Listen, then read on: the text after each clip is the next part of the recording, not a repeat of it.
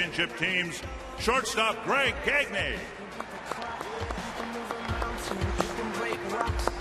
Inducted in 2009, he played his entire career with the Twins and was their opening day starter 9 times. Pitcher Brad Radke.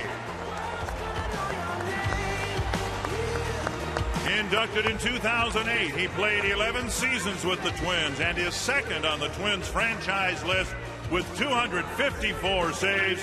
Pitcher Rick Aguilera.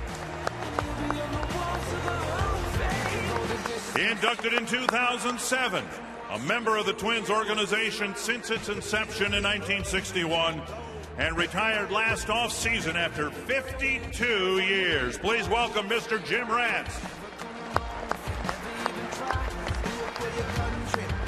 Inducted in 2002, the winningest manager in Twins history, whose number 10 will never be worn again, TK Tom Kelly.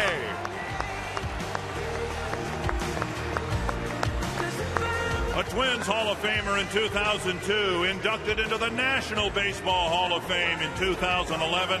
His 19th year as my partner on Twins television, Bert Blyleven.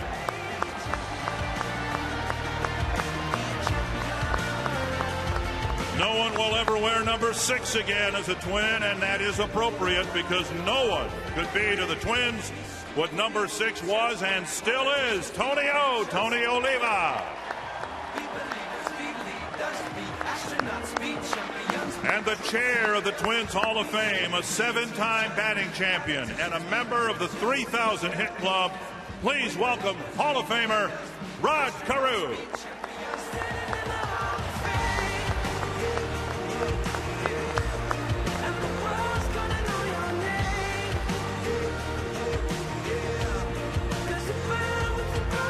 Our first honoree is widely regarded as the organization's first employee. Tom Mee had many roles within the organization, but is most well known for his role as Director of Media Relations, a position he held for 30 years. Tom dedicated his life to baseball in Minnesota and is vastly responsible for the Twins' rich history. His famous typewriter resides in the Tom Mee Library here at Target Field, and we thought we'd break it out to type a couple more stories.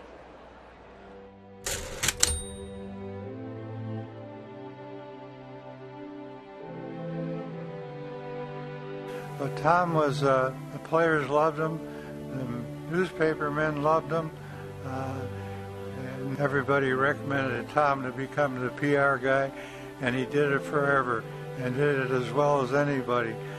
In fact, he probably was the best PR guy of his time. So he is a Hall of Fame guy. He's about as loyal and a great employee as the Twins ever had. And he probably contributed as much to the Twins' success during the Calvin Griffith days as any one guy.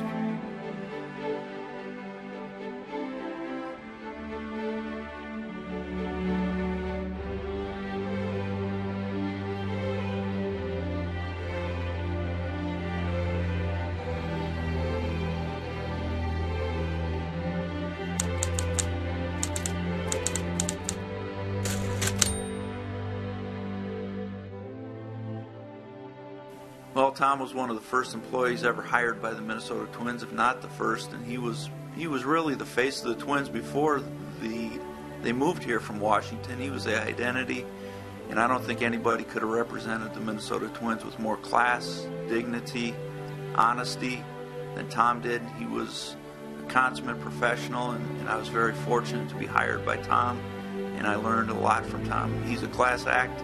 He's been a great representative to the Minnesota Twins, and I congratulate Tom on this honor.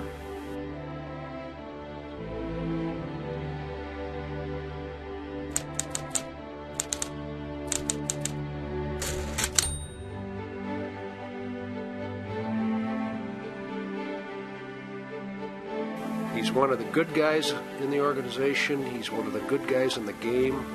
It's always nice to see people rewarded that have been with an organization as long as Tom was. He comes from a long line of people around this organization, and even his son worked here, so I couldn't be more happy for Tom and his induction into the Hall of Fame, and he certainly deserves this honor.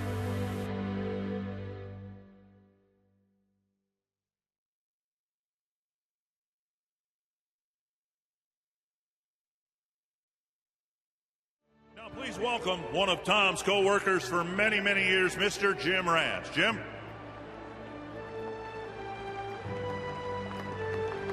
Thank you very much, Dick.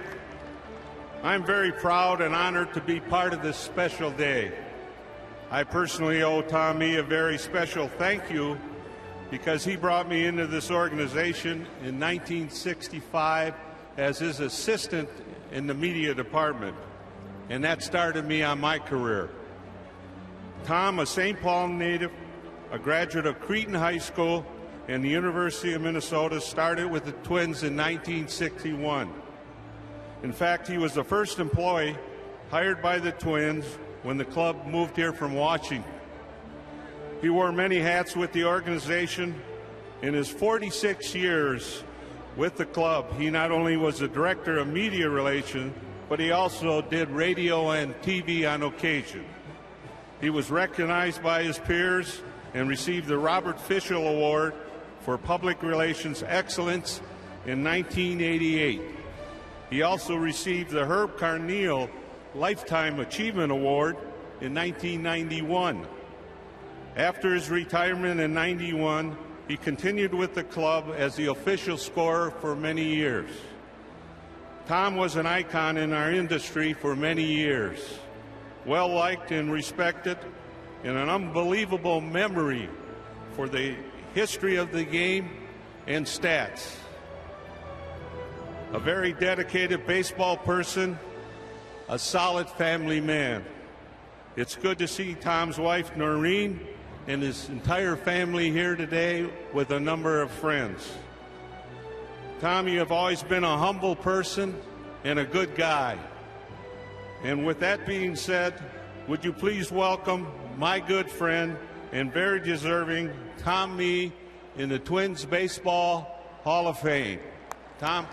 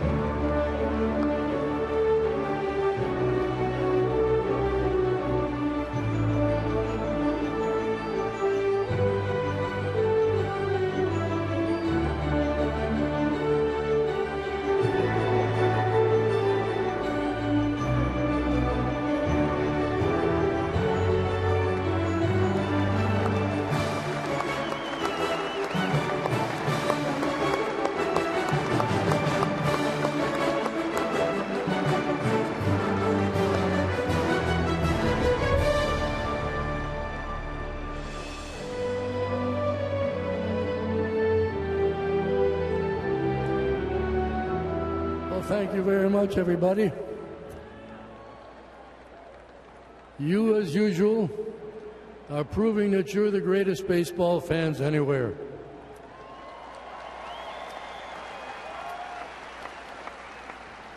It's humbling for me to be dressed in Hall of Fame garb by one of the greatest Hall of Famers ever, Rod Carew.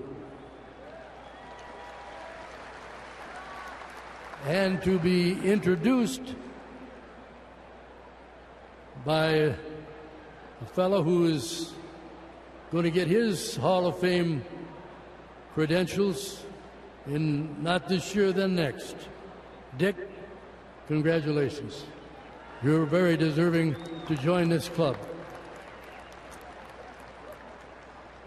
The Twins had a kind of a rough start this year. But here in the last several days, they've started to turn the momentum around, in the other direction. And under the managership of Rod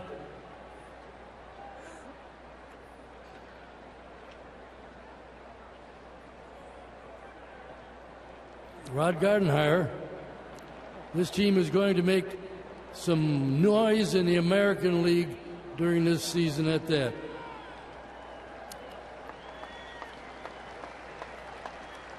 I've been around for a long time, and that will give you an answer as to why my memory doesn't seem to be too sharp. But I've enjoyed every year, every day of my Twins association, working for Calvin Griffith, the greatest boss that any employee could ever hope to have. Was a treat to begin with for 25 years. Calvin sold the club to one of the great businessmen of Minnesota history, Mr. Pohlad, and the club has taken off from there under the direction of Terry Ryan, Dave St. Peter, and Ron Gardenhire. And they appear to be headed in the right direction now, back toward the top of the American League. Hang in there, fans.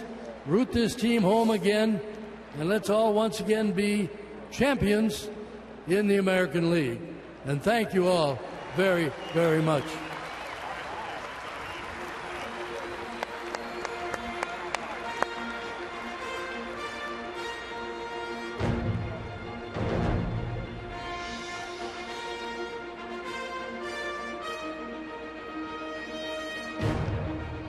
From 1996 to 2003, our second inductee, Everyday Eddie, appeared in roughly 2 out of every 5 games for the Twins. And every time out brought that everyday energy. Eddie was a member of 2 All-Star teams and 2 division championship teams. As a reliever, he is second all-time in strikeouts and in wins. Eddie was also a great teammate. And while there are some stories and memories we can't share, please direct your attention to the video board for some memories we can share. You know, always wanted the ball, and that started when he basically first got out there and went out of the pen. Eddie just was fearless. I mean, that was his biggest thing. Eddie he was throwing 90, 91, but it played like 95. And yeah, Eddie always thought he threw 100 miles an hour when it was really 88 miles an hour. Most lefties didn't want to face him. Jim Thome hated him, and I thought he was a great competitor. When he came in, I felt really confident that we were going to get that game over with. Unleash the fury!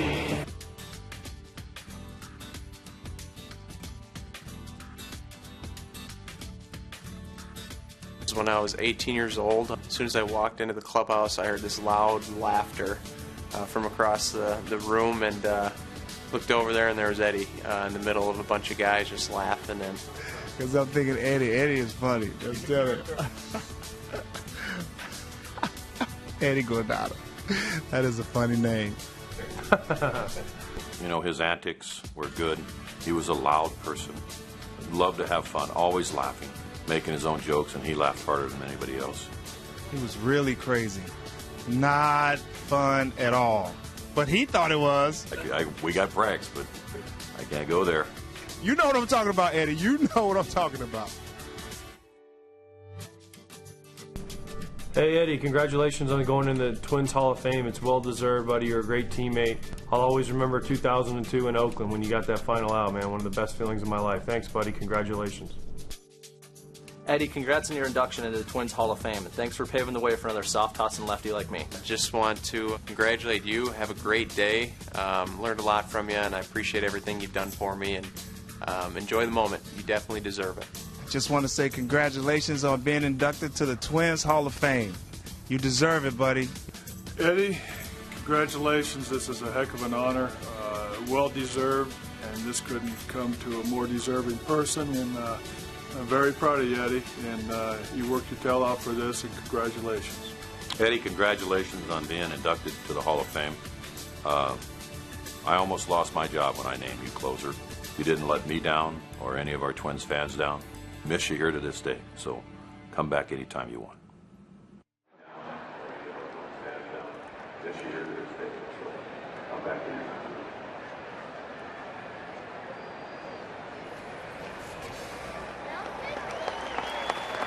welcome the other Hall of Fame member who understood what it took to get a save, Rick Aguilera. Aggie.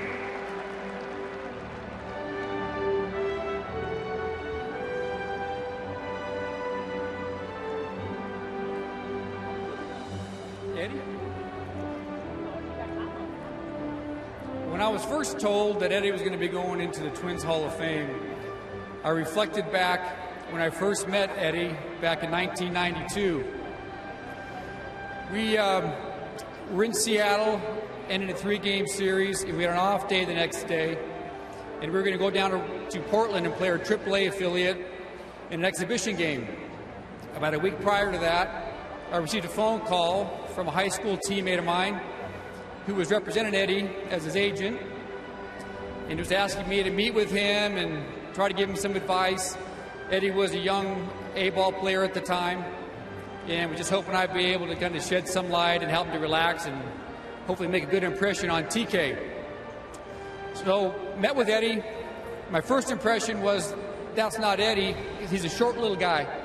But after getting to know him, I realized he had a good heart, competitive spirit. Our conversation, he asked a lot of good quality questions. The conversation was impressive, and ended up, I believe, pitching in an impressive way, because the following year, he came to big leagues with us in '93.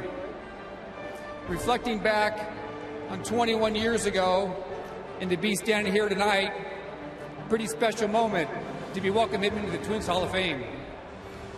A few of Eddie's accomplishments. He pitched in 648 games. He faced over 3,000 hitters, 116 saves, 2-time All-Star. In 1996, he led all of Major League Baseball with 83 games pitched. Thus, the nickname Everyday Eddie was born. In 2002, Eddie led the American League with 45 saves and set a franchise record. In over an 8-year stretch, Eddie averaged pitching every 2 games. So about every other night, you were going to see Eddie on the mound. Thus, the Everyday Eddie. Eddie had a lot of success on the field, but he's one of those rare players that's had great success on the field, but maybe even more of an impact off the field. His optimistic attitude in the clubhouse, his concern and respect for his players, his teammates, his respect for the organization, getting plugged into the community, recognizing when a player is down and there to pick him up, recognizes maybe when a player is getting a little cocky, he can knock him down. He had that way about him. But overall, Eddie had just a great attitude, and one of those guys that you'd love to say you share the uniform with him, a great teammate.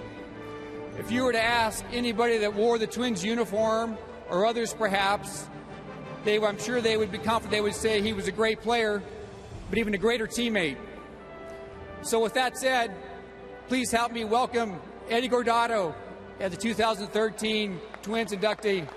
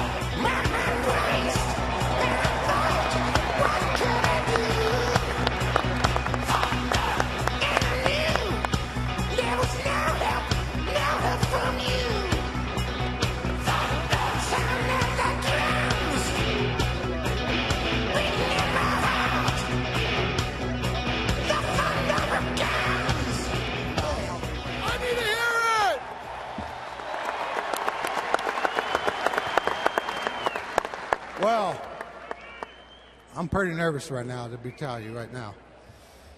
But anyway, it's a great honor here, being here tonight, being inducted to the Twins Hall of Fame. I never imagined it in my life. When I first got the call this winter from Dave St. Pete and Rod Carew, they had told me I'd been inducted. And I said, did somebody bump their head? So, but I'm glad to be here. And I tell you what, Minnesota Twins fans, I never left here.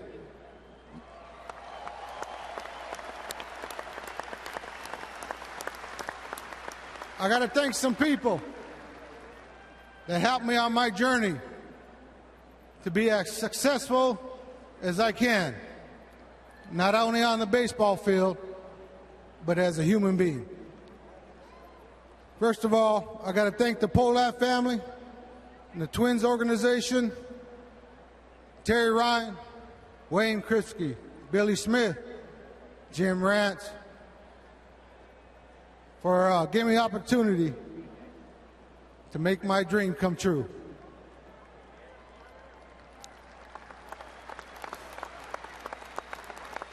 Also, I got to thank two scouts that took a chance on a kid from Stockton, California, Jay Robertson and Kevin Murph. Thank you so much. I'd like to thank all my coaches that coached me through the years, from Little League all the way up. I got one here, my junior college coach, Pat Doyle. Thanks for everything.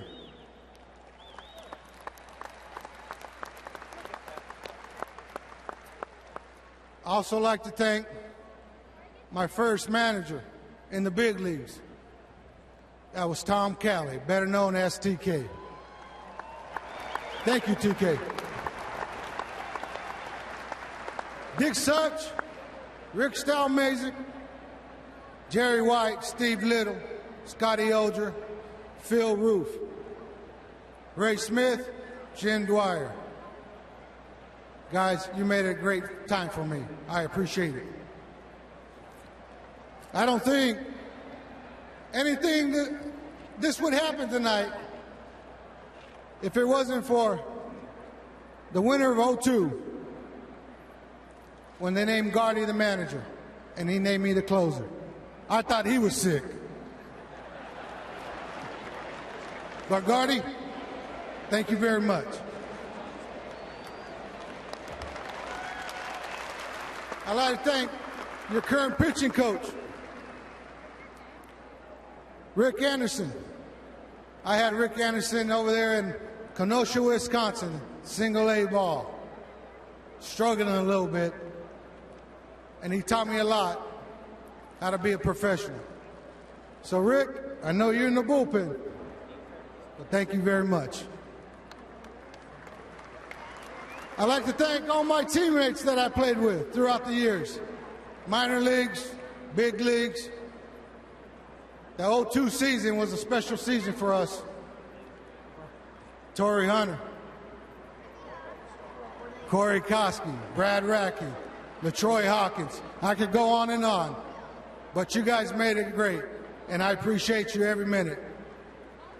Not only that, but I appreciate your guys' friendship. That's the most important to me. Thank you, T. Thank you, Corey. Thank you, Brad. I got to thank another player, Rick Aguilera. I was just a snot-nosed kid, 22 years old, getting called up. And I remember this, with my bags, cut-off sweats, a wife beater, and a raggedy hat. Went into Texas, Arlington, and guess who I see? Tom Calley. Ha! Woo! Welcome to the big leagues, Eddie. But I had a guy that took me under his wing and showed me the way and bought my first suit that I ever owned. Aggie, I can't thank you enough And I knew when you bought me my first suit, I kept saying thank you. But all you said is, I hope someday you can do the same. And Aggie, I bought plenty of them. Thank you.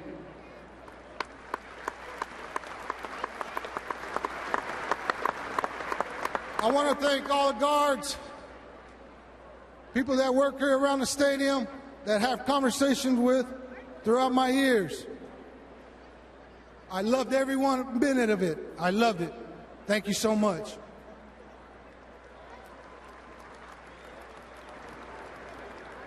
I want to thank all my family that's sitting here now. I want to thank my agent, Kevin, and Danny. What a wonderful ride. I thank you. My cousins, brother. I want to thank my brother.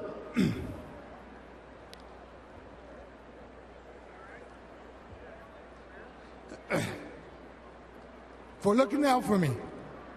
Appreciate it. I love you. I didn't think I was going to cry, but I guess it's coming out. Most important, I want to thank my wife, my beautiful kids, Nico, Jacob, Ava. You know, you can blow safe, you do good, whatever it might be. But they're always there, no matter what. And I'm just daddy, and I'm just a husband, and that's the most important thing. I want to thank all the clubhouse guys, Rodney, Hot Rod, Clayton, Jim Dunn, Big Fella. I want to thank you guys all for making it fun in that clubhouse. I had the best time with you guys, so thank you very much. And so in saying that in closing, all we have in our lives, you know, no matter what you do on the mound, or you hit a home run, save it, blow one, lose, it's all we have is friendship. And I always told myself, when I leave this game, I don't want to be remembered by what I've done on the field. I wanted to be remembered as a person I am. So I have never changed, Pops. Thank you very much. I'm honored to be here, and I'm very thankful. So thank you.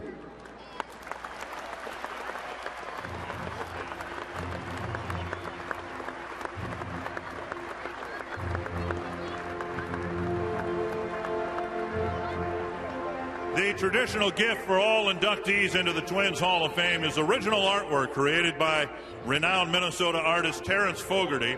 Unveiling Tom's print is Tony Oliva. Tony, if you'll go over there to unveil Tom's print. And Jim Perry, if you'd do that as well. And unveiling Eddie's print, Bert Blyleven and Brad Radke.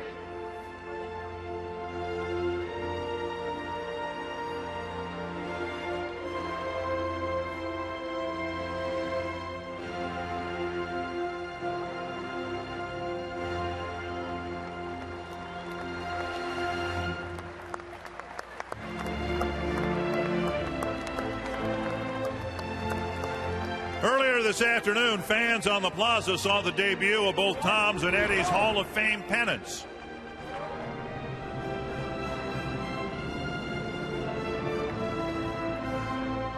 And now we invite our 2,000 inductees to throw out tonight's ceremonial pitches.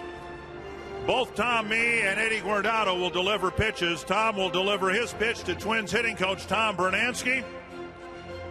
And I think to get Eddie out here on the mound to deliver one more pitch, we need to get him out here the way we did 10 years ago. Eddie, Eddie, Eddie.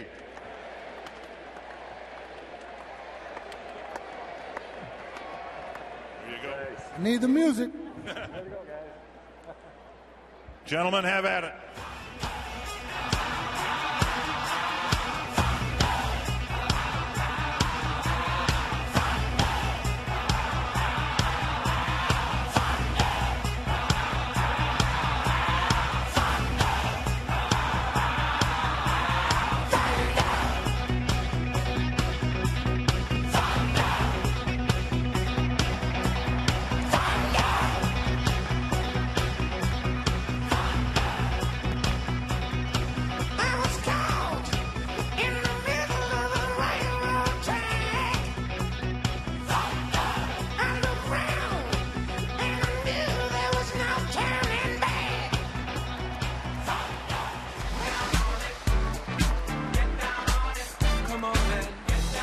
Thanks, everyone. Enjoy the ball game tonight.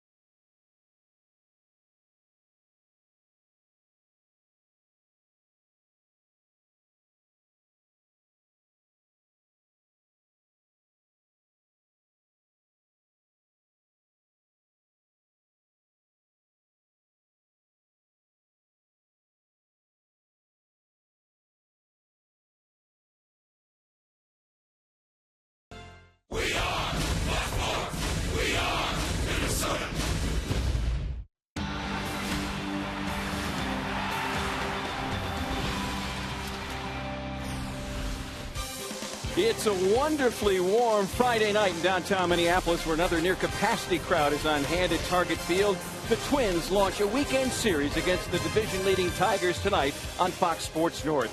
Detroit will open this series by sending Rick Porcello to the mound. He's only had one hiccup over his last 6 weeks, and it came against the Twins on May 23rd. Scott Diamond will deal for the Twins. He's only produced one quality start in his last 6 outings. He'll try to get back on track tonight. After earning their 9th series win of the season against the Phillies, the Twins now turn their attention to the best hitting team in baseball, the leaders of the AL Central. Game 1, the Twins and Tigers tonight, right here on Target Field.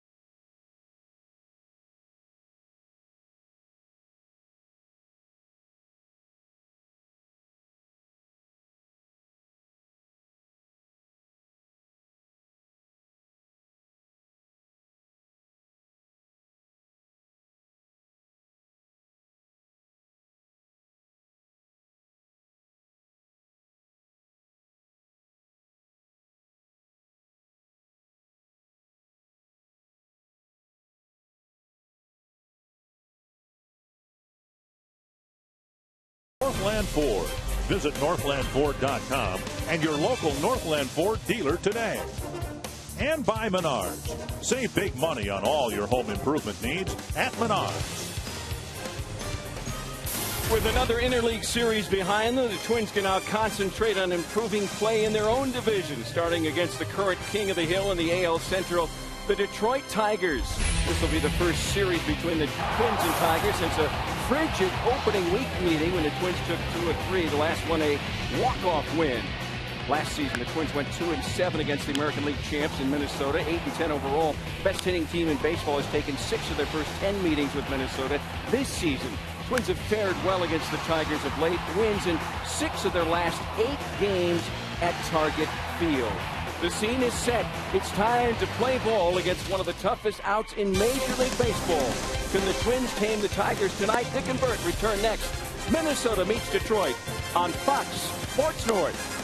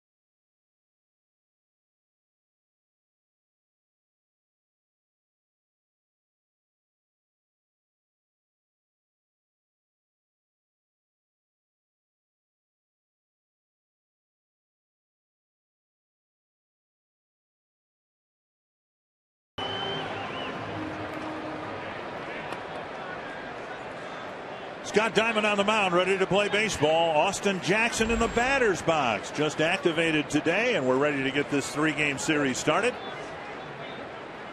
And Jackson hits the first pitch foul wide of third. And the Tigers facing Scott Diamond for the 3rd time this season. His other 2 starts in Detroit. Numbers on Scott Diamond, making his 12th start. He's pitched well against the Tigers in his young career. Knocked down, nice catch by Carroll, comes up, firing, and got him a good play to start the ball game.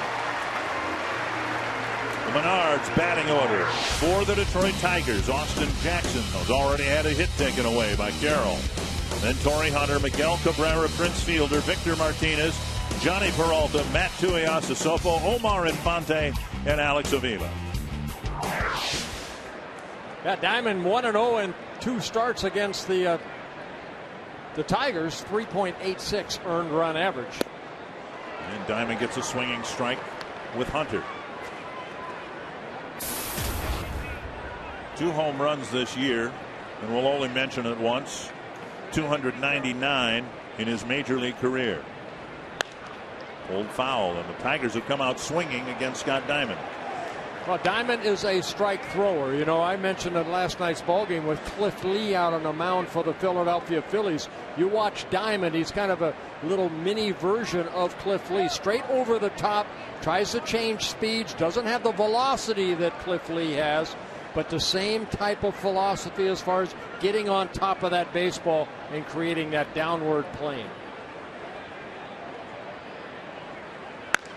to center. Chased by Thomas. On the track out number 2. 5 pitches, 5 strikes, 2 outs, and the Northland 4 defense for the Twins. Oswaldo Arcia leading, playing in left field. Cleve Thomas in center. Ryan Doman in right. Carroll, Florimon, Dozier, Morneau, the infielders, and Joe Mauer behind the plate. So 2 down, and Miguel Cabrera at the plate. So critically important for the Twins to get to this point where they are. Cabrera at the plate with the bases empty.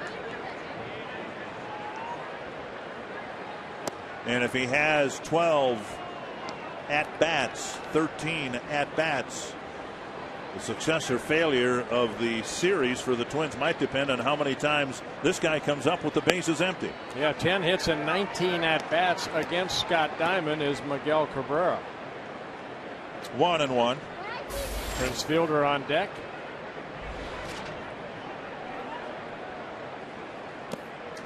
Two and 1.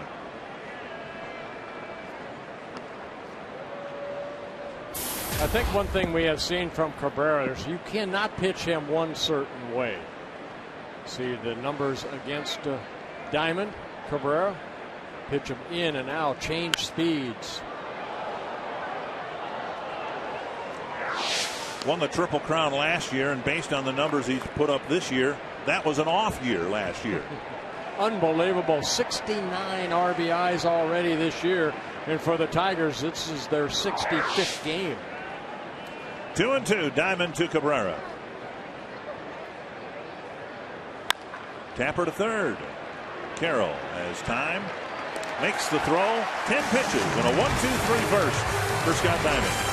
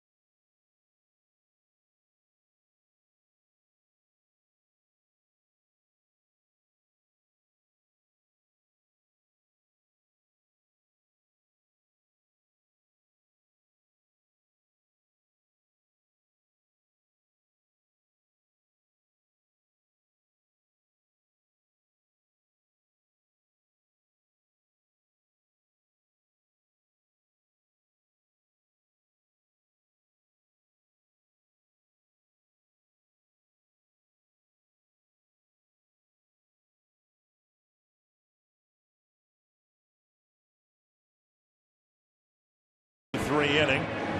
Ron Gardenhire this year has won 4 of the 10 matchups against Jim Leyland. Here's the Menards batting order for the opening game of this 3-game series. Jamie Carroll in the leadoff spot, then Joe Mauer, Ryan Doman, Josh Willingham, the designated hitter again, Justin Morneau, Oswaldo Arcia, Cleve Thomas, Ryan Dozier, and Pedro Florimon. Yeah, very good starting staff for the Detroit Tigers tonight. It will be Rick Porcello making his 12th start, his 3rd against the Twins.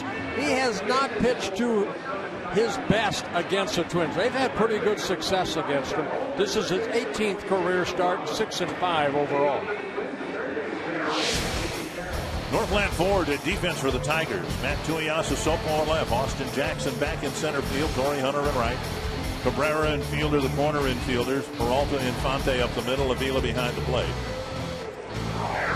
Twins took 2 out of 3 to start this homestand against the Philadelphia Phillies. They'd like to do at least that here against the Tigers, starting the series 6.5 games behind Detroit. Porcello delivers up high, ball 1. Now Porcello with a fastball. He added a curveball along with a quick slider and a changeup. Just 24 years old, already in his 5th season with the Tigers. Alex Avila wanting fastball away. And Carroll takes a strike, 1-1. You don't think too much about Porcello because of who else is in the rotation. Verlander, Scherzer, Sanchez, Pfister. All capable of shutting you out and down at any given time. There's Scherzer. Twins won't have to face him. Nobody's beaten him this year. They won't have to face Verlander either. Just have to face Porcello, Sanchez, and Pfister. That's all you have to do. 3 really good starting pitchers.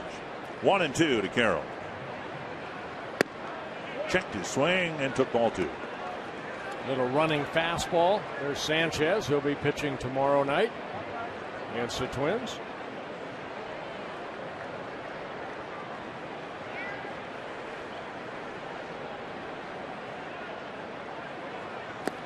And now a full count.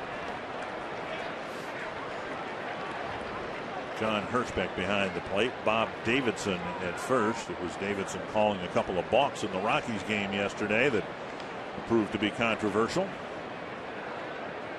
Bauer on deck, hoping to see Carroll aboard. Called third strike. Porcello shaving the corner. A strikeout to start his night. In tonight's game, we're participating in the Home Run Challenge. Every home run in this game raises $12,000 for prostate cancer research. And you can make a pledge by going online to homerunchallenge.org. The Twins organization also getting involved to help keep Dad in the game. They'll be donating an additional $10,000 for each home run hit by the Twins this week and $1,000 for every strikeout by a Twins pitcher. Bauer at the plate. In that Phillies series, all it was strikeouts, no home runs. Yeah, by either team. Yep. That was amazing. Strike 1 to Bauer.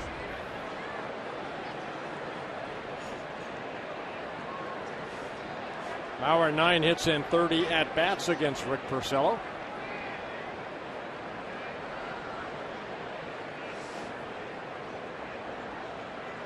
Changeup missing outside. 1-1.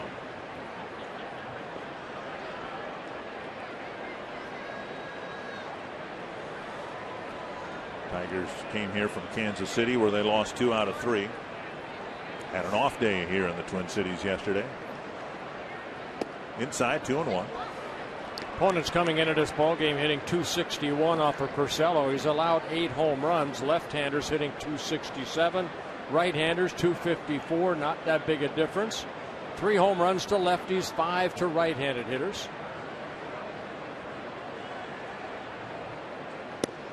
Down the middle of strike. Carroll swung at 1 pitch in his 6th pitch at bat. Bauer's taken 4 pitches.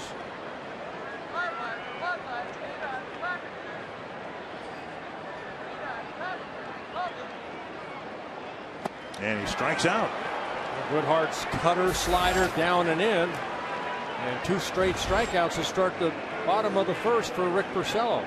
When you join the Twins season ticket family this year, you'll be hitting the sweet spot. You can purchase any of the Twins season ticket packages and receive 10% off food, beverage, and merchandise bought at Target Field. Season ticket prices are also up to 20% cheaper than single game purchases.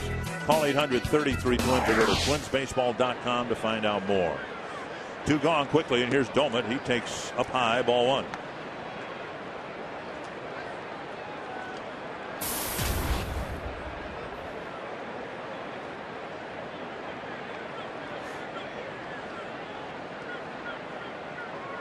Popped up.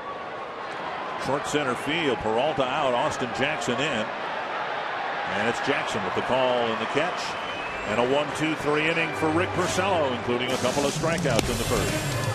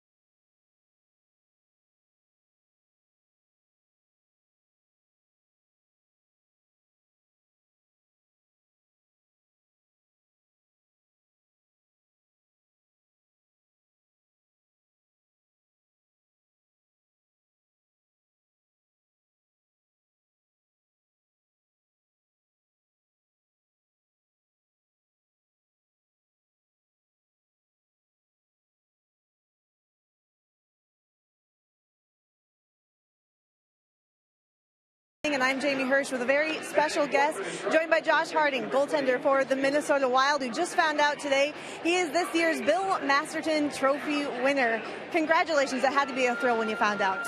It's as much of an accomplishment I think I've ever had, and I'm just honored to be selected as the winner, and even honored to be a part of that group. Now, it was a very select group of players, only 3 finalists, really, and it's from across the National Hockey League. The award goes to the player who best exemplifies perseverance, sportsmanship, and a dedication to hockey. You certainly exemplify all of those. Of course, less than a year ago, since you were diagnosed with multiple sclerosis, and after everything you've been through this year, what does it mean to you to get this award? It's kind of like the saying, all your hard work pays off. And more than anything, I'm just glad to raise awareness for MS. Not too many people know exactly what it is, and this award especially is very special to me because it's gonna make it okay to have MS, and you can still reach your goals. I never thought that I'd get an NHL award, and I'm about as happy as could be right now.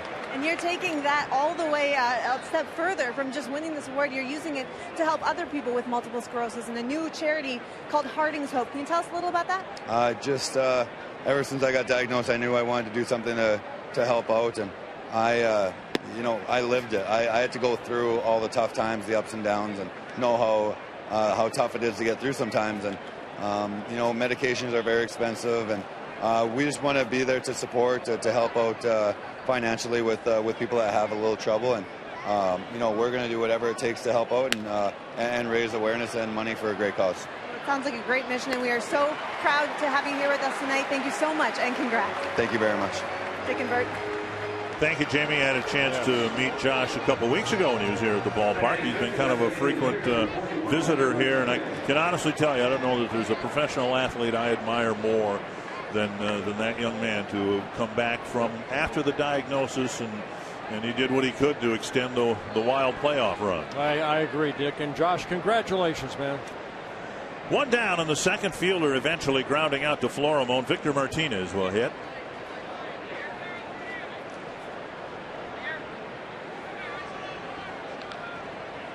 Four up, 4 down for Scott Diamond, and he's done a lot of that, delivering strikes. Fielder actually took a couple out of the strike zone. There's Josh and his family. 1 strike to Martinez. 16 pitches, a dozen strikes for Diamond.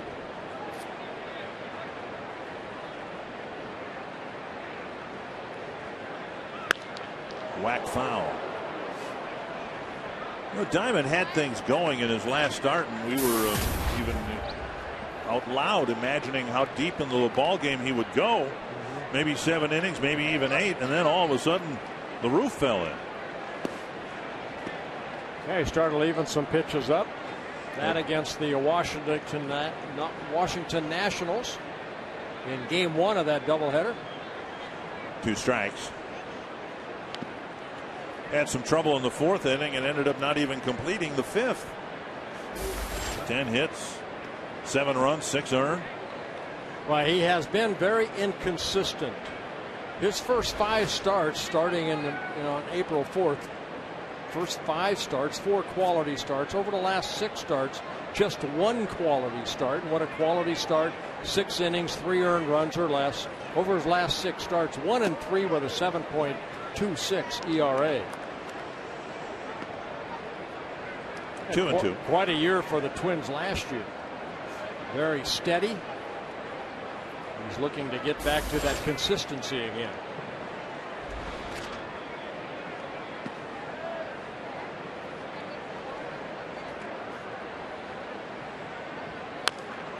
And a bounder foul, still 2-2.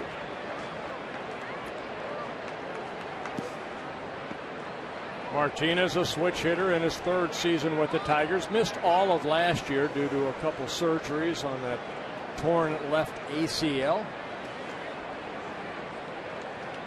He's a big part of the offense, I think, as the summer goes on, Dick. This guy's a switch hitter, power from both sides. Missed all of last year, just to kind of find his timing again. 3-2.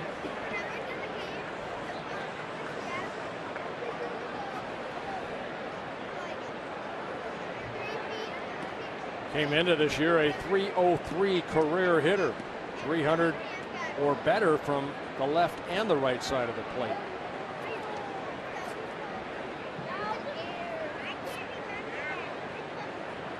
Full count to Martinez.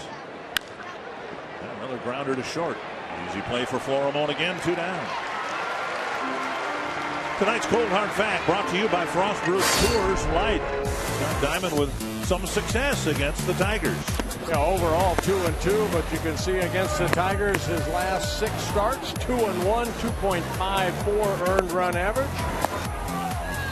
And Prince Fielder only 1 for 15 against Scott Diamond in their meetings. So far, so good. 5 up, 5 down. Here's Johnny Peralta. You know, I'm going to blame this on Scott because he looked so polished and seasoned last year, but you tend to forget that he won't pitch his 300th inning in the big leagues till somewhere around the All-Star break this year. He's still learning while he's out there.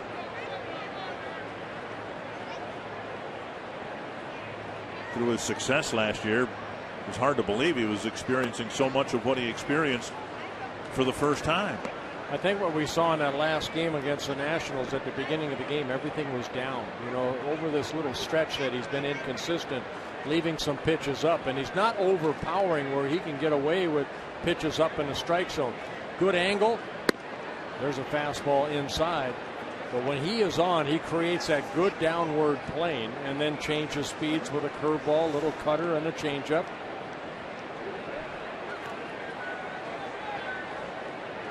Two and one.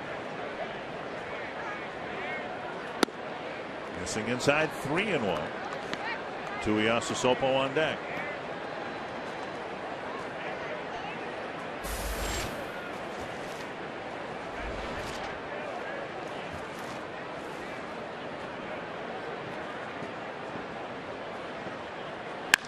There's a drive to deep right field.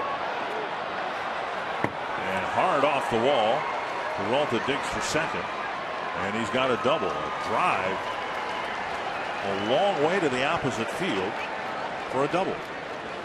Yeah, high off the wall in right center field. Doman could only play the carom, and for Peralta, his 17th double. Comes with 2 outs here in the top of the second. Took a fastball the other way. Doman knows he has to play the carom and gets it back in. Peralta at second, Tuiasosopo at the plate.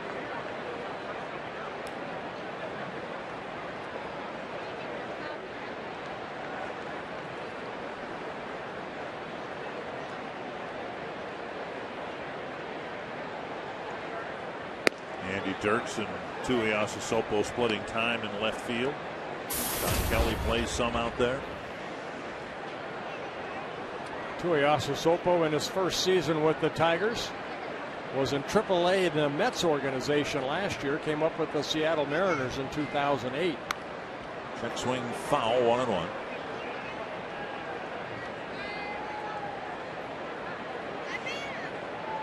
Another outfield candidate for the Tigers, Avaseo Garcia, was sent down to make room for Austin Jackson.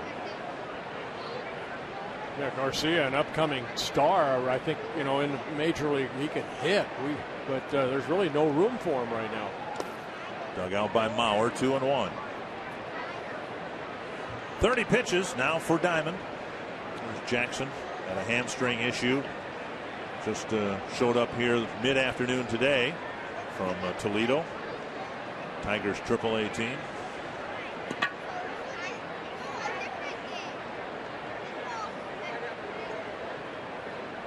Long look in, and now Diamond's ready for a 2-1 pitch. Nice pickup again by Carroll. Morneau digs it out at first. Second nice pickup behind the bag by Jamie Carroll, and a big out on a hot ground ball to end the inning.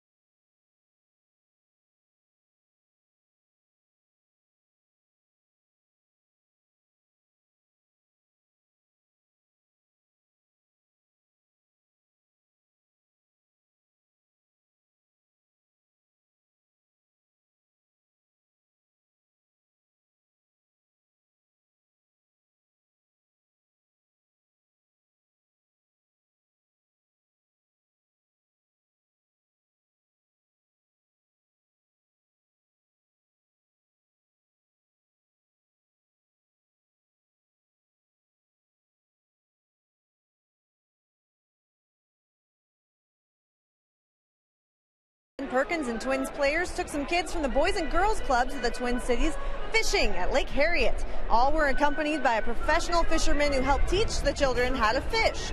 The day was capped off with a picnic lunch. Now, Hope Week is an entire week dedicated to giving back to the community, with each day presenting a different volunteer opportunity for the Minnesota Twins players and front office staff. Dick and Bert. Well, thank you, Jamie. A great initiative by the Twins.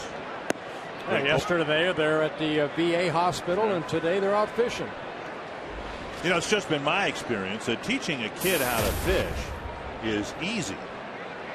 It's teaching them how to unhook the fish and how to clean the fish. Well, put the bait on, too. Well, yeah, that's the biggest challenge of teaching them how to fish. But then what do you do once they catch a fish? Teaching them how to get it off the hook is very difficult. Josh Willingham at the plate. 2 strikes from Rick Porcello, and as it's important for the Twins to face Cabrera with the bases empty, it's important for Porcello to face Willingham with the bases empty, because he absolutely owns the guy. Struck him out here on 3 pitches, 1 down. Strikeout number 3 in the ball game for Porcello. One thing this rotation can do, and this staff for the Tigers, pick up strikeouts. You can be a part of the broadcast. Vote for who you think is the Arby's Value Player of the Game. Text value a space and the player's last name to 234-234. Let us know who you think had the most value in today's game, and we'll tell you the winner in the postgame show. Justin Morneau, the batter.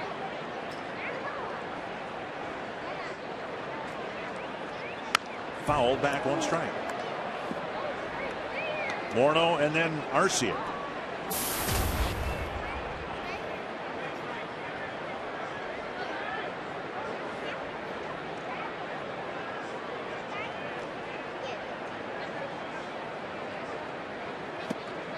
Breaking ball, a swing and a miss. Yeah, the big curveball right there, and that's an added arsenal for Rick Porcello. But the Detroit Tigers, as I mentioned, they can strike out a lot of batters, leading the American League, actually all of baseball in strikeouts as a staff. And strikeout number 4. 5 up, 5 down, and right now Porcello overmatching the Twins hitters. That'll bring up Arcia. You know, he's had a chance over the last 3-4 years to watch Verlander go about his business. And if you look at his delivery a little bit, it's a little bit like Justin Verlander. Of course, Verlander, a strikeout master. One of the better pitchers in baseball. Number 6 in my... You heard about that today, didn't you? That was from Jim Price. I don't take anything that he says for granted. Arcia flips it to center field. Another quick second inning for Porcello again, with 2 more strikeouts and a total of 7 pitches.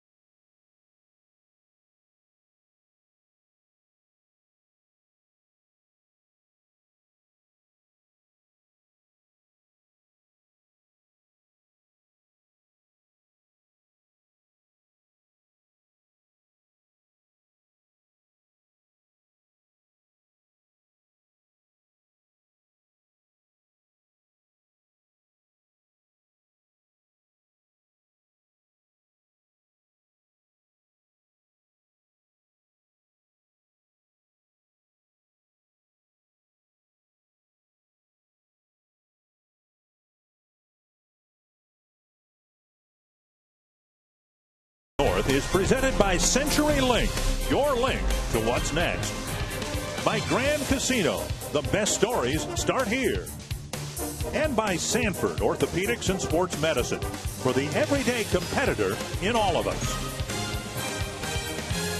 No score, just one hit, on to the third inning. But first, our Sanford Health injury report. Troy Tulowitzki, what looked like a benign play, ends up going to be missing, they say, 4 to 6 weeks with a busted rib. Yeah, fractured rib. He missed 4 months last year. This guy is a great player, part of that Colorado Rockies organization. They need to stay in that race behind the Diamondbacks and the Giants, and you lose one of your stars. That hurts. He missed extended time a couple years ago after a game here when Alex Burnett broke his wrist with a pitch.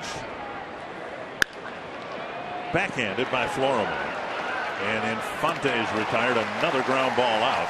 6 ground ball outs so far. The first 8 batters faced by Scott Diamond. More opportunity to vote for the AT&T Twitter poll. Which twin is your favorite twin to follow on Twitter? You can use vote using the following hashtags. Follow Diamond, follow Dunsing, follow Hicks, Perkins, Plouffe. Trevor Plouffe in Rochester, Aaron Hicks on the disabled list. I don't know, maybe that gives them more time to tweet. Cast your vote. We'll let you know what the tabulation is after the game. Alex Avila, the batter. Swing and a miss. Yeah, Avila really struggling at the plate, hitting just 169. A couple of years ago, he hit 295, played in almost every game for the Tigers.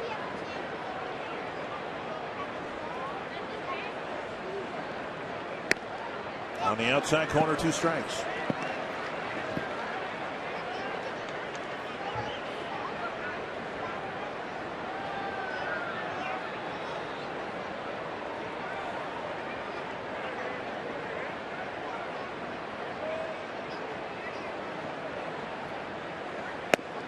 Off the plate, 1-2.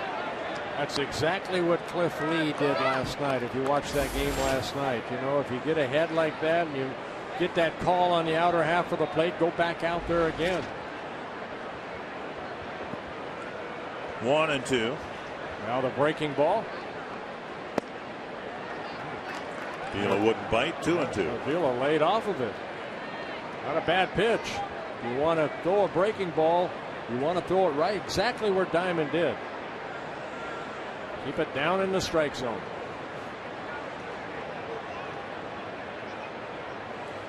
He wants to throw another breaking ball. And got him with that one. First strikeout for Diamond, 2 gone in the third. Could feel for it. He knew that the previous one was low. He wants to come back with another one, and he gets a strikeout. Austin Jackson had some good swings in his opening at bat against Diamond. Pulled one just foul hard down the line. And hit another one hard that was within reach of Jamie Carroll. First of 2 really nice plays that Carroll has made already in the ballgame. Jackson missed about a month with that right hamstring injury.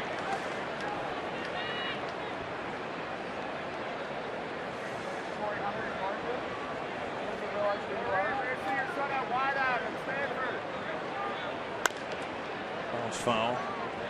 Twins know very well what it's like to try to construct a lineup without a leadoff hitter. They've really struggled in that category this year. They saw what Ben Revere did for the Phillies lineup in the game last night, and now the Tigers, who've gone without their leadoff batter for, as you said, about a month, now get theirs back starting tonight. Florimon backhands it, sets, fires, and got him another ground ball out. And another good inning on 10 pitches. Scott Diamond has it going tonight.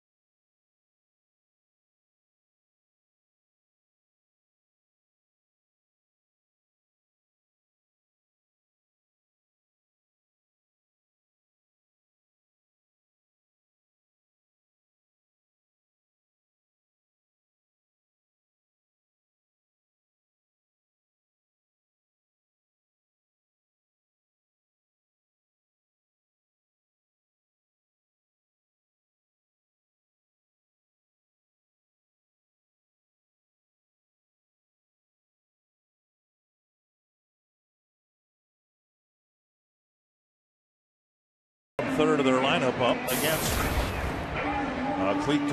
Rick Porcello.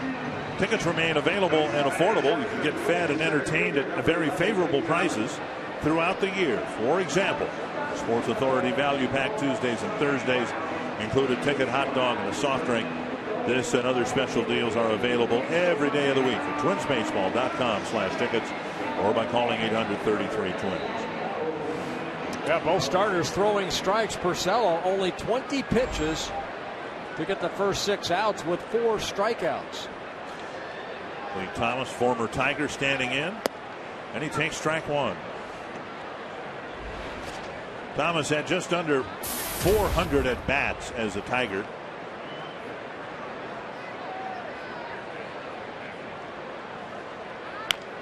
They've had a long list of outfielders, it seems like, more than anything else, that they brought up. Look like they're going to be impact players, but they end up somewhere else.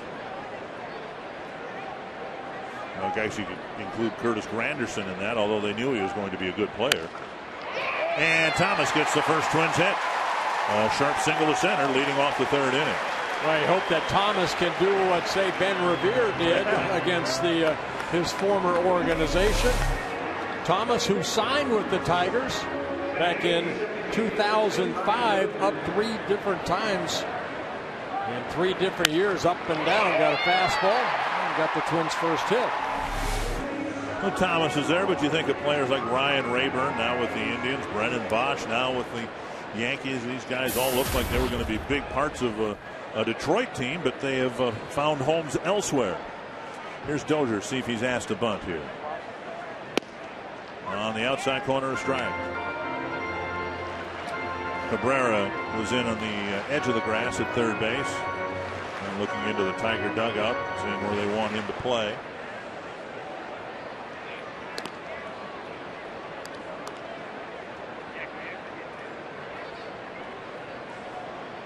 Looks like Scott Diamond is on. The Twins have to have been impressed with how Porcello started his game, sometimes getting that first run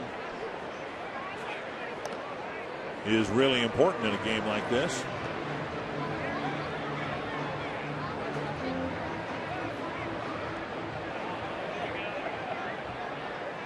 Porcello, known as a ground ball pitcher, yet he has yet to get a ground ball out. Outside, 1-1. Porcello making his 12th start. He's had 7 double plays turned behind him. He's actually struggled more on the road than he has at Comerica Park. And 5 road starts coming into this ballgame. 1-3 with an ERA at 6.41.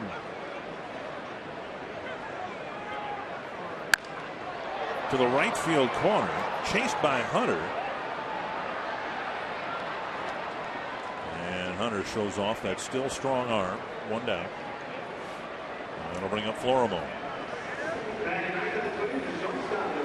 And to finish my thought, at home at Comerica Park in 6 starts, Porcello 2-0 with a 3.7 ERA. And that one bad start early in the season in Anaheim. A lot of the road numbers and overall numbers are skewed because of that. 9 earned runs in 2/3 of an inning. You can't recover from that, can you? Mike Trout hit a grand slam off of him in the first inning. Just an ugly inning. Here's Florimon.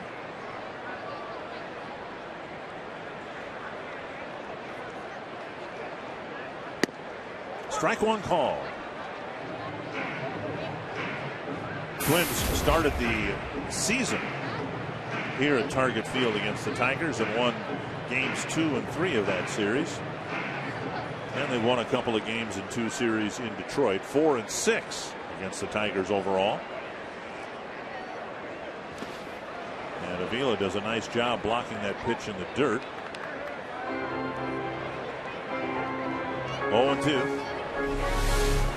Another good breaking ball right here down underneath that swing of Florimon. A nice block by Avila. He knows a breaking ball is coming, so he's ready.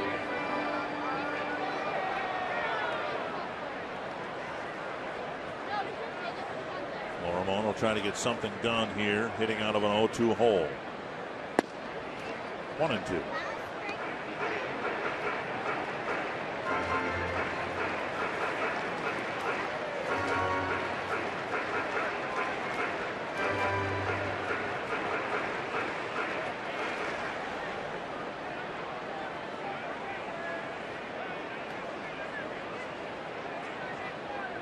Runner goes, and Florimone lifts it to left center field. Austin Jackson with the catch, and Thomas retreats 2 down. Jamie Carroll 0 for 1 in the ballgame, but a couple of nice plays on the field. Yeah, you know what? If you're struggling at the plate, you still go out and play defense. And the veteran Jamie Carroll, beginning of the game, Jackson. And another nice play down that third baseline. Uriasa Soko hitting that ball sharply, maybe saving an extra base hit.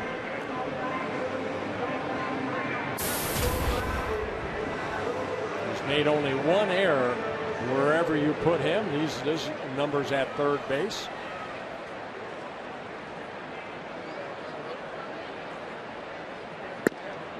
Strike call in the inside corner. Scott Diamond on the mound. You really need a good, efficient left side of the infield.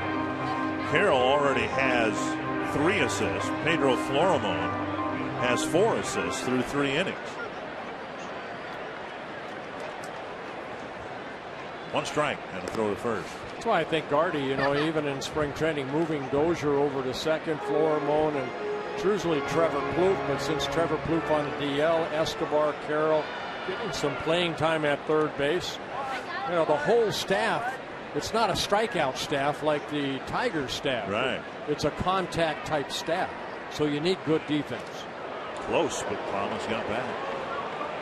Regarding Plouffe, when asked today when Plouffe might make his reappearance in Minnesota, Ron Gardner said, well, let's see how he does tonight. And if you want to read between the lines and read into that his return to the major league club might be imminent, go ahead, but you're doing it at your own risk. That's just what the manager said. Let's see how he does tonight. Tap foul, 2 strikes. Yeah, I think what they're looking for, I'm sure, just good quality at bats. And some physical durability to make sure that the calf issue is okay and there are no lingering issues. So when he does come up here, they can put him in the lineup and let him go on a daily basis. 10, 11 times every 2 weeks. Right. 2 strikes to Carroll. Twins trying to budge Thomas from first after his leadoff single.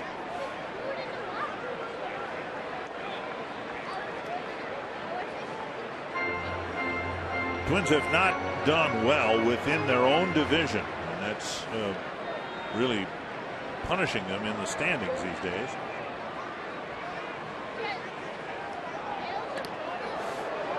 Twins have not done well against the Royals, winning just 1 of 6 games. Haven't done well against the Indians. Have pretty much held their own against the Tigers, but overall 9 wins and 15 losses in the American League Central.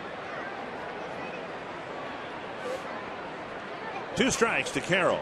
Thomas goes, it's up and in, and Avila's throw is in time, according to second base umpire James Hoy. Thomas thrown out. Carroll will start the 4th inning with a fresh at bat. Coming up next, every day, Eddie Guardado.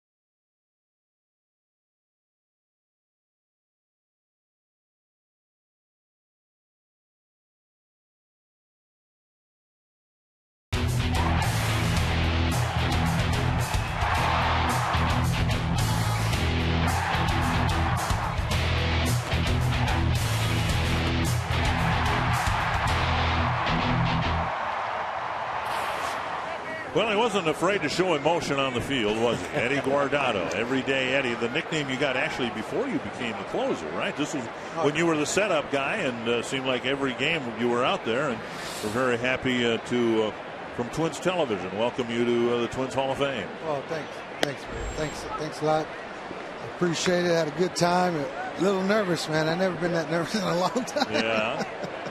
But it was good. It was good.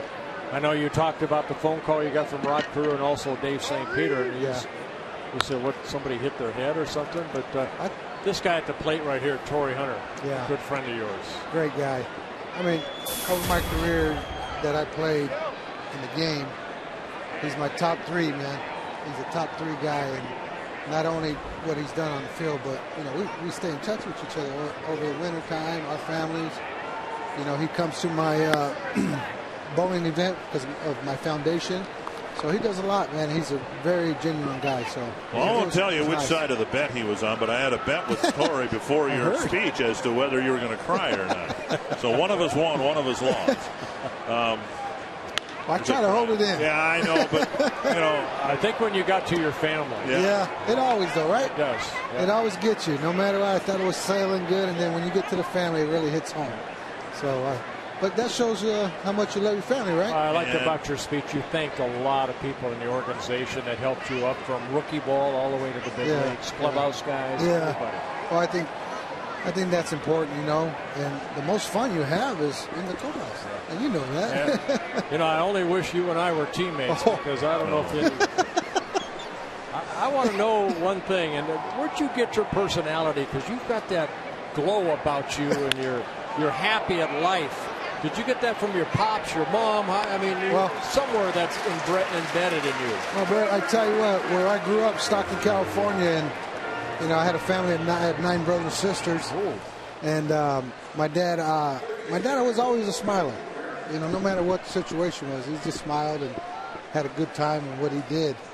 And I only have 3 kids, so it's I know how tough it is. And I said, so I told him, how did they do it? Yeah, how do you do it with 9? And I got 3. I'm not smiling every day, though, but I think that's where I got it. And but you know what? You got to enjoy life. You know, I put on a big league uniform for a while. I was pretty successful at it. Had a good time, and now, you know, what are you going to complain about, right? Hey, your family's healthy and everything is good. And what are you doing with yourself now? I know you go to spring training with the Twins. All right, but what do you do during the summertime? You know, just hang out. I told summertime is probably my break. Because during the wintertime, you know, you got the kids going to school, baseball practice, whatever it might be. So every morning I get my coffee ready, put the meter on. I said, where we going?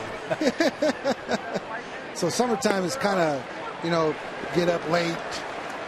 Kids so you're the taxi driver. I'm the taxi driver. I'm the cook. But it's all good, you know. How about this guy right here? You're facing Cabrera. I mean, you watch him. You can't pitch him one certain way. I'll tell you what, that's one reason why I retired. You talked about the 2002 team, the count 2-2 to Cabrera. Yeah. I want to throw some names out at you.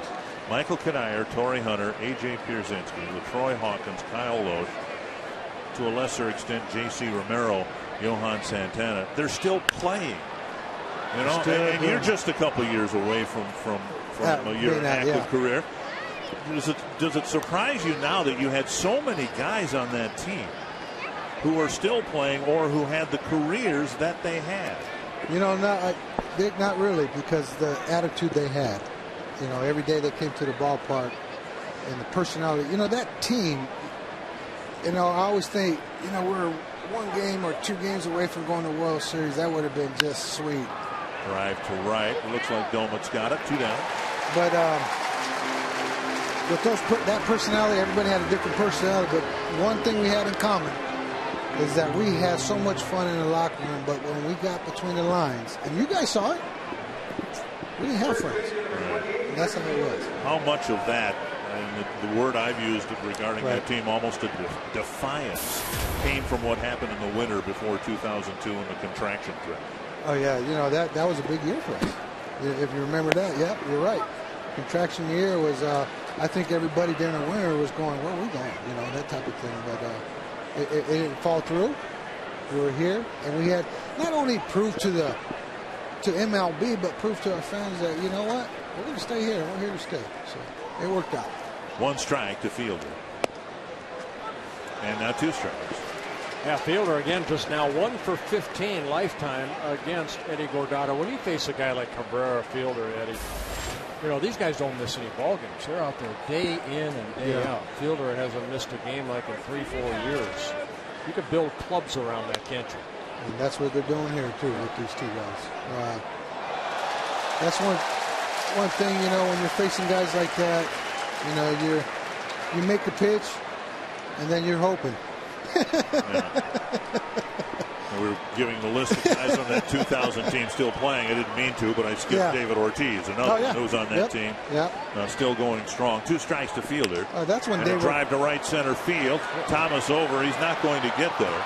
He will retrieve it. Fielder digging for second, and he's in with another Tiger 2-out double. And Fielder kind of does a barrel roll into second base. Yeah, both hits off of Scott Diamond have come with 2 outs.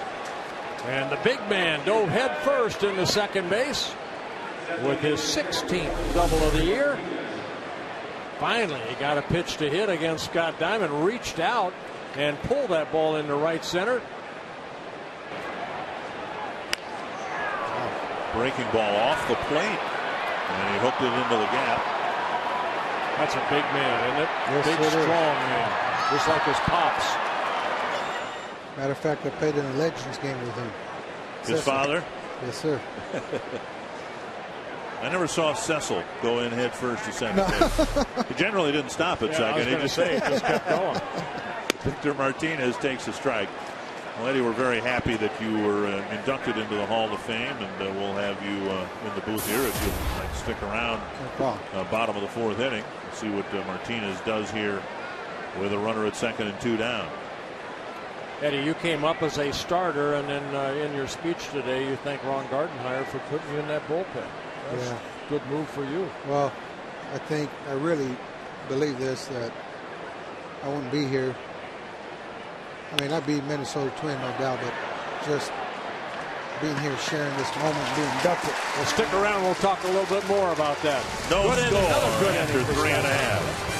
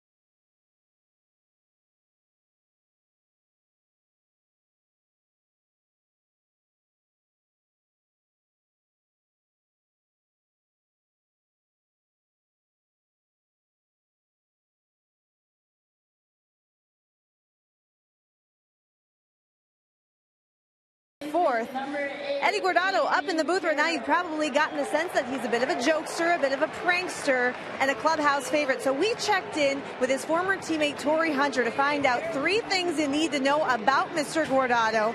And let me tell you, he had a hard time coming up with 3 things that were family friendly, but here's what he came up with. He said Eddie likes to go fishing. He said anytime he got spring training, he would like to go fishing. He also would host team parties to play cards. And Tori said, Eddie, you are a great card player.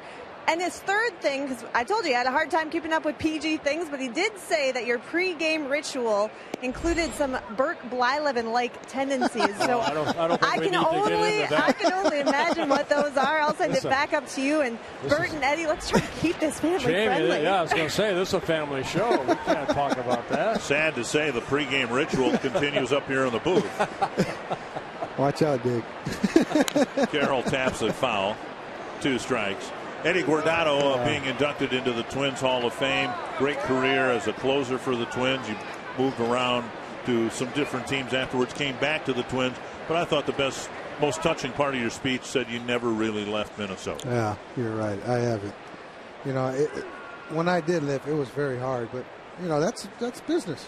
I didn't know the business part of the game. Right. You know, the first time, you know, doing well, being successful at the level, and it was my time, you know, to not necessarily get paid, but, you know, hey, be fair. Yeah, you went to Seattle, had a couple good years there, and then you end up getting hurt a little bit, but then came back here. But I always said, Bert and Dick, I love coming back here because I really never left. That's the honest truth. Well, the 2002 team, all the guys on the team, I've always considered to be as important to this franchise as the 87-91 guys that won the World Series, simply because you re-energized the fan base. You brought championship baseball back to this region that had not had it for quite some time. 94 wins for the team in 2002. Tapper to short, should be an easy play for Peralta. And Eddie Guardado got 45 saves, actually won a ball game, but 45 saves out of a 94 win total. You saved just about half the ball games that year. Well, they call me every day, right? That's right. Well, 2003 wasn't bad either. I believe you were going to say 41 ball games that year. Yeah. I tell you what, I left, played Seattle, played Texas, Cincinnati. But those two years for us there was here in Minnesota were unbelievable. And you know what? I just regret one thing is just we didn't bring it home. You know. Yep. God, that would have been so fun.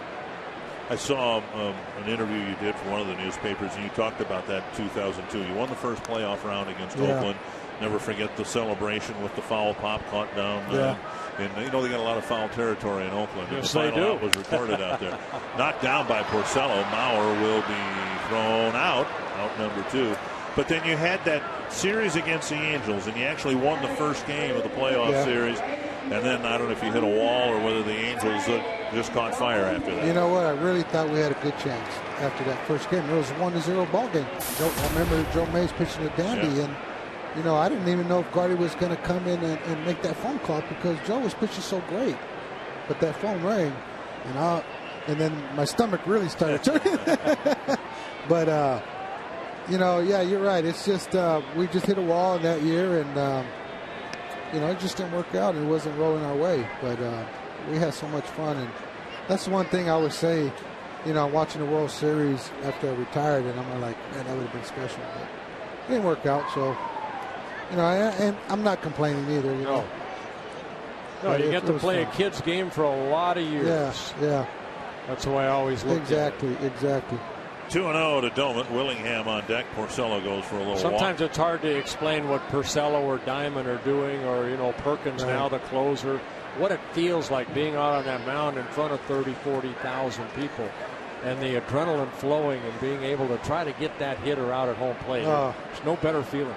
I'll tell you what, when they start playing that Thunderstruck right now when I was out, brought some memories, you know. And just to let you know that the first pitch that you threw was clocked at 64 miles an hour. Hey, sign me up. I think it's coming back. Sign me up. A left-hander who can throw 64. There's a market out there.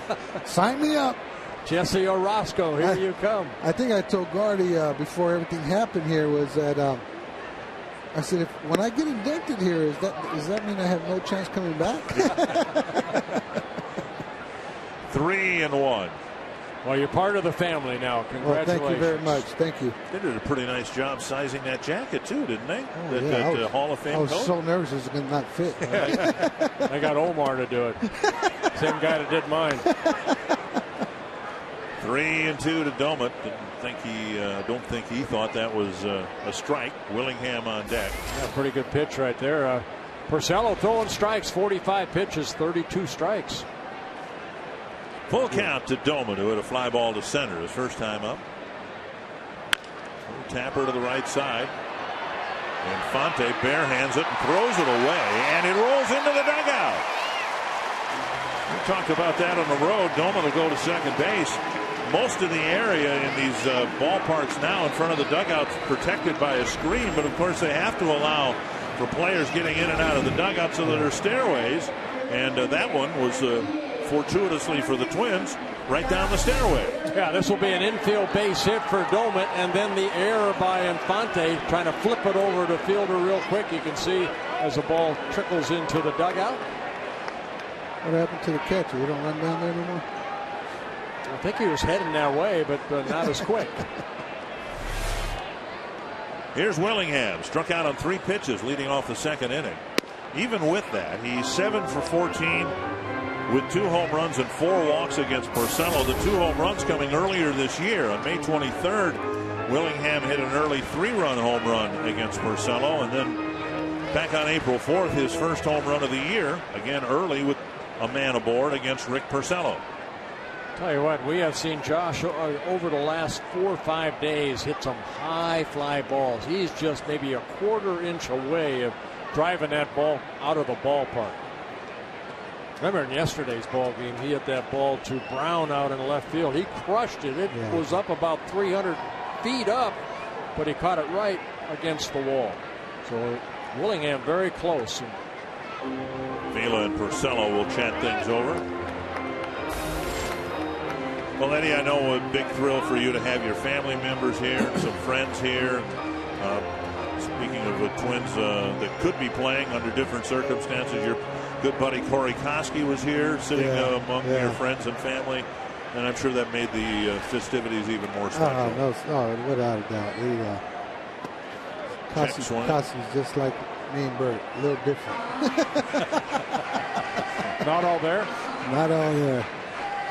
But what a great friend to have. And there's the Guardado clan. Yeah. Now the brother that you introduced, that's your older brother? That's my older brother. My second older brother. Second older brother? He's the one that really looked out for me when I was a kid. I could kind of tell by your speech that you had a close relationship with him. Yeah, I could have easily went the wrong way, Bert. And he was always there to guide me the right way. And I really... I should have given him more love than I thought, but it was hard. I couldn't hold it in. I think you gave him some really good love. Swing and a miss by Willingham, 2-2. A little slider down and away. Good pitch by Porcello. 50 pitches, 35 strikes, 4 strikeouts in the ball game. A couple hits by the Twins.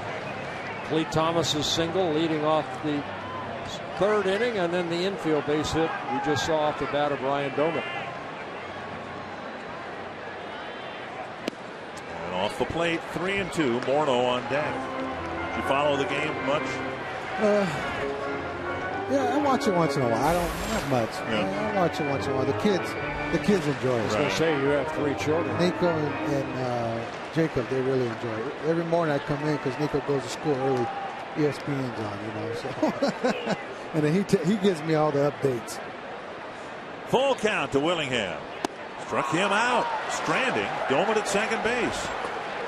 Congratulations again to Eddie Guardado, the latest member of the Twins Baseball Hall of Fame. Thank you. All right.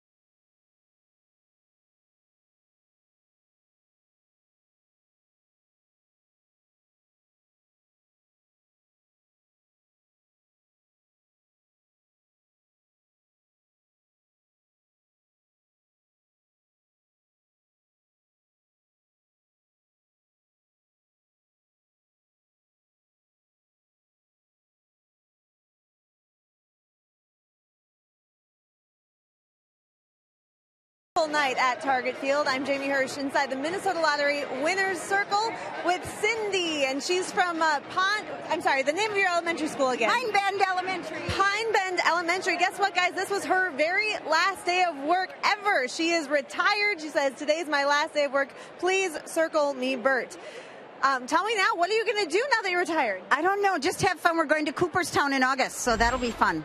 So you are obviously a big baseball fan. Big baseball fans, family, yep. And what better way to spend your first night of retirement than to come to a Twins game? So we thank you for being here. We're going to give you $100 worth of scratch-offs to the Minnesota Lottery. Thank you very much. Thank you, and enjoy your retirement. Thank you. Thank you. Wow, that's a nice way to get retirement started. Yeah, you know what? There's so many teachers out there that now they get a little break, but well, I think both of us, Dick, want to thank all the teachers for their hard work, dedication. And they get overlooked by taking care of our children. Heck with that, they took care of us when we were children. That was a handful. Fly ball to the right field corner, chased by Doman. One away. Well, Diamond got a lot of ground ball outs in the first 3 innings. Now all the outs are through the air. Tuiasosopo will hit next. Tomorrow, baseball night in America returns. Game 2 between the Tigers and the Twins. The Twins are trailing the Tigers as we begin play tonight by 6.5 games. It'll either be 5.5 or 7.5 by tomorrow. Baseball starts at 6 o'clock tomorrow. You'll be working tomorrow. I will not. Samuel DeDuno. With Justin Kutcher. Looking forward to that. Strike one to Tuiasosopo. Had a hit taken away by Jamie Carroll in the second inning. Important because Peralta was at second with a 2-out double.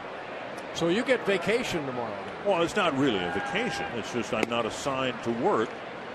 I'll still be watching baseball. Might not be the Twins. I'll find a baseball game someplace to watch. You better watch us. 1-1. And now 2-1.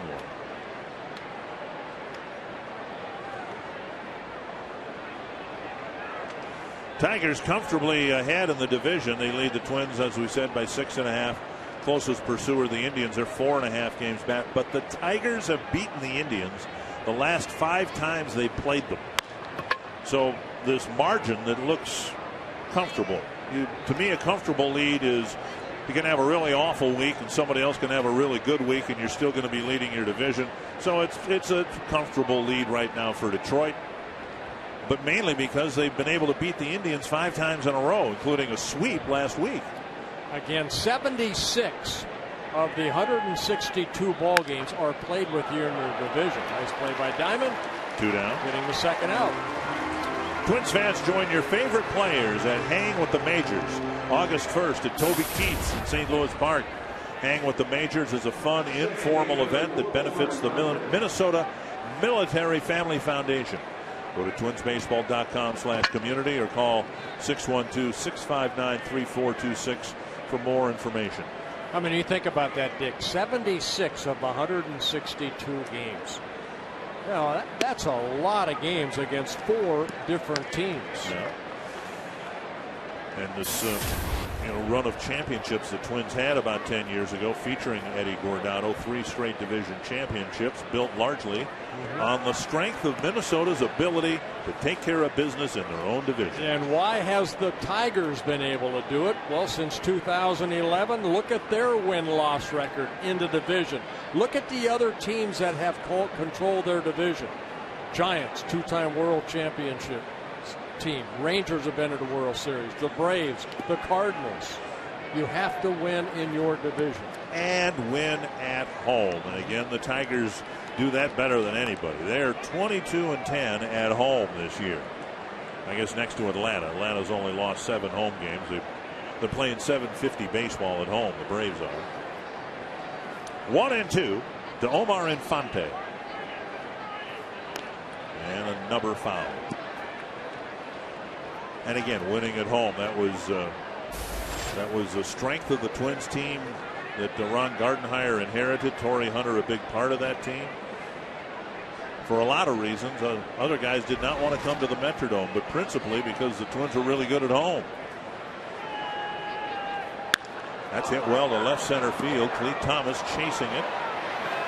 Another fly ball out. Another 1-2-3 inning for Scott Diamond.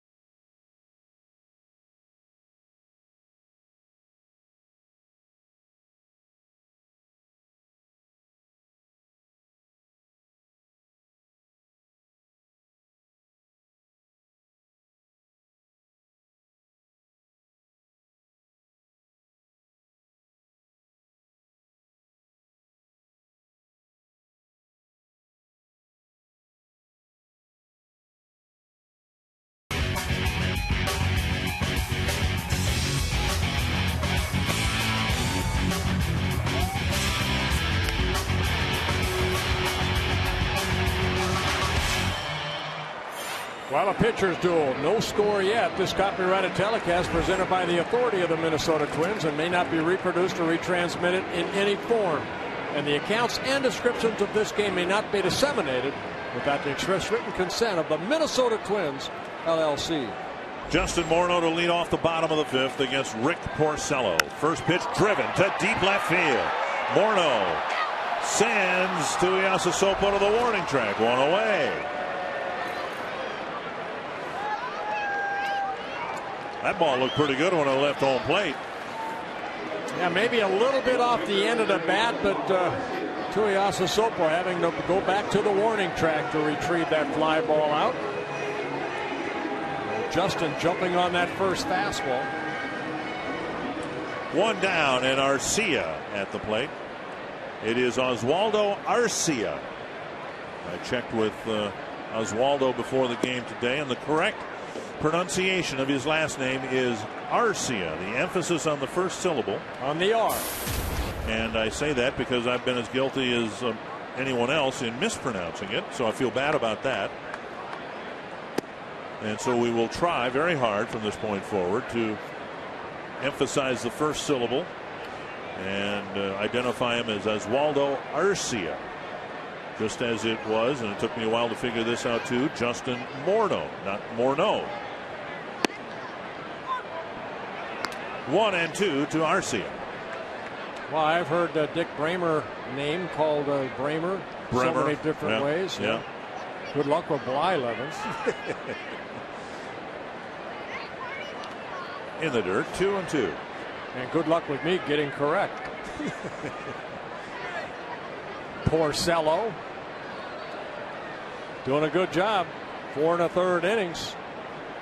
He needed only 57 pitches. 5 strikeouts, no walks in the ball game. Both clubs with only 2 hits. Driven to center. Jackson chasing, and he won't get it. Arcia with a ground rule double. The ball just jumps off his bat. Just thinking that when he hit that ball right there, that ball was down. He just, squared up with it and showed off that power. Take a look at the pitch. It's, a little about thigh high.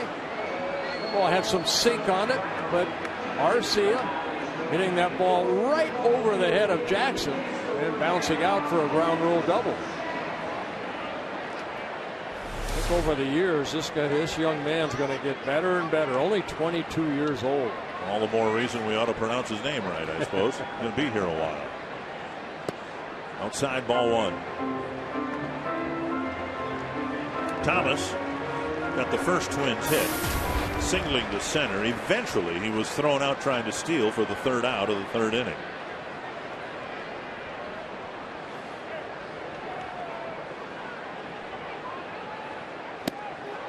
Good. 1-1.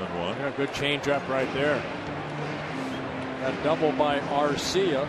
That's the first hit that has not come with at least 2 outs in an inning.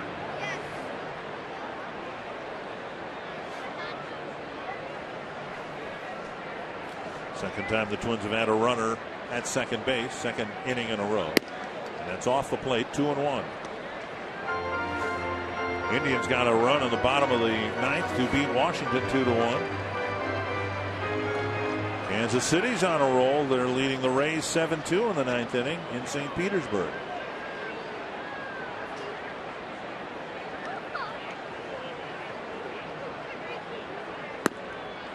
Three and one. Dozier on deck.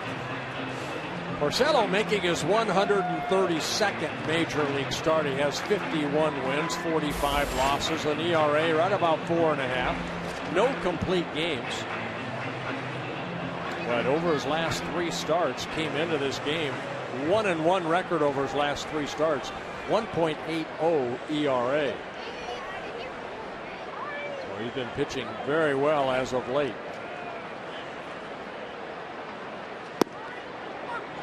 Ooh, that looked like that was well outside. 3-2. It looked like another changeup right there. John Hirschbeck. Ooh. I've always loved John Hirschbeck.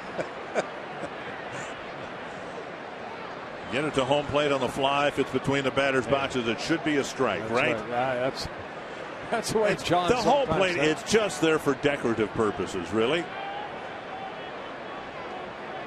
I agree. That was I'm not 6 gonna argue inches. with That it. was 6 inches off the plate, Bert. 3-2. Driven to center, and Jackson retreating. Arcia, he got back to the bag a little too late, unable to advance. 2 down.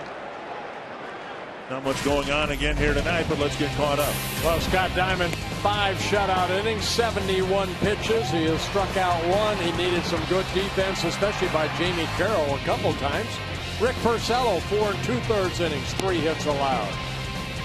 No walks, 5 strikeouts.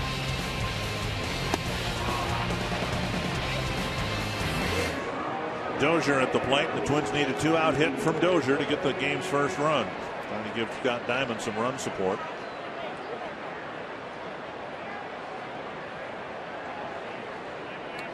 Dozier with a fly to right his first time up.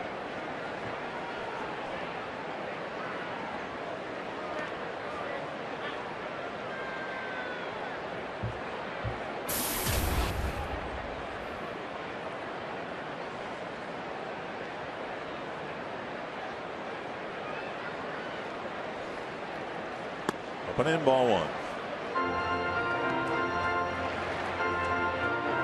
Have an abundance of run scoring in the Philadelphia series. Now here we are, middle of the ball game, still without a run being scored. It's not just here. It just seems to me that around baseball, scores are more often lower than they used to be. Baltimore beat Boston tonight 2-0. I think the pitching has finally caught up. Maybe it's, the post steroid era. Pitching is starting to dominate a little bit again. 2-0 to Dozier. 3-0. Florimone on deck. Yeah, I'm trying to figure out why. Sometimes the easy answer isn't a complete answer, but hitters are playing by different rules than they, for that matter, so are pitchers. Yes. There's a strike, 3-1. But the game's being played differently than it was even just 5 years ago. Maybe that has something to do with it. Then there's guys like that who are putting up tremendous numbers in an era of rebirth of pitching. One hopper back to the mound, and Porcello underhands it. The Twins leave Arcia at second base onto the sixth. Still no score.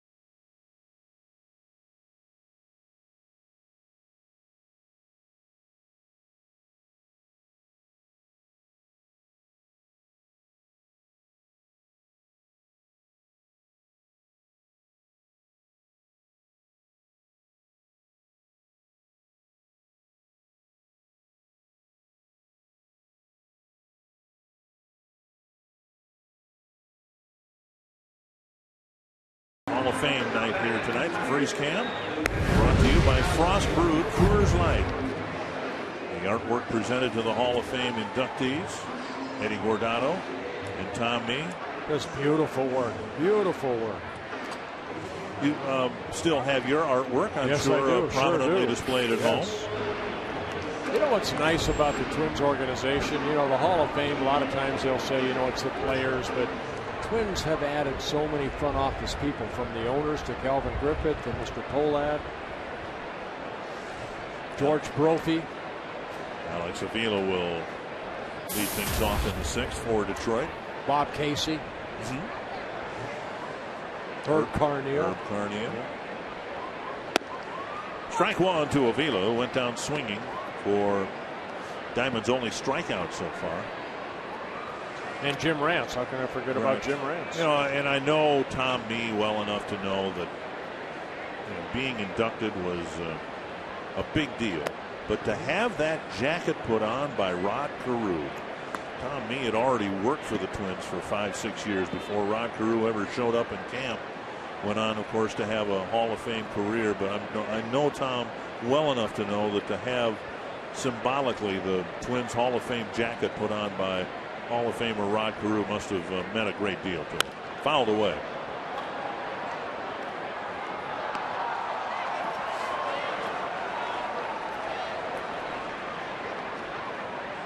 One and two to Avila. He'll be followed by Jackson and Hunter here in the sixth inning. Yeah, Diamond has faced 18 batters, 14 first pitch strikes. So working ahead in the count, even though he has only one strikeout. Steps off. His only one strikeout came with Avila at the plate in the third inning. Avila swung at a curveball down. Pulled foul. Tried to sneak a fastball in, but Avila opened up quickly. 75 pitches. Very good strike to ball ratio.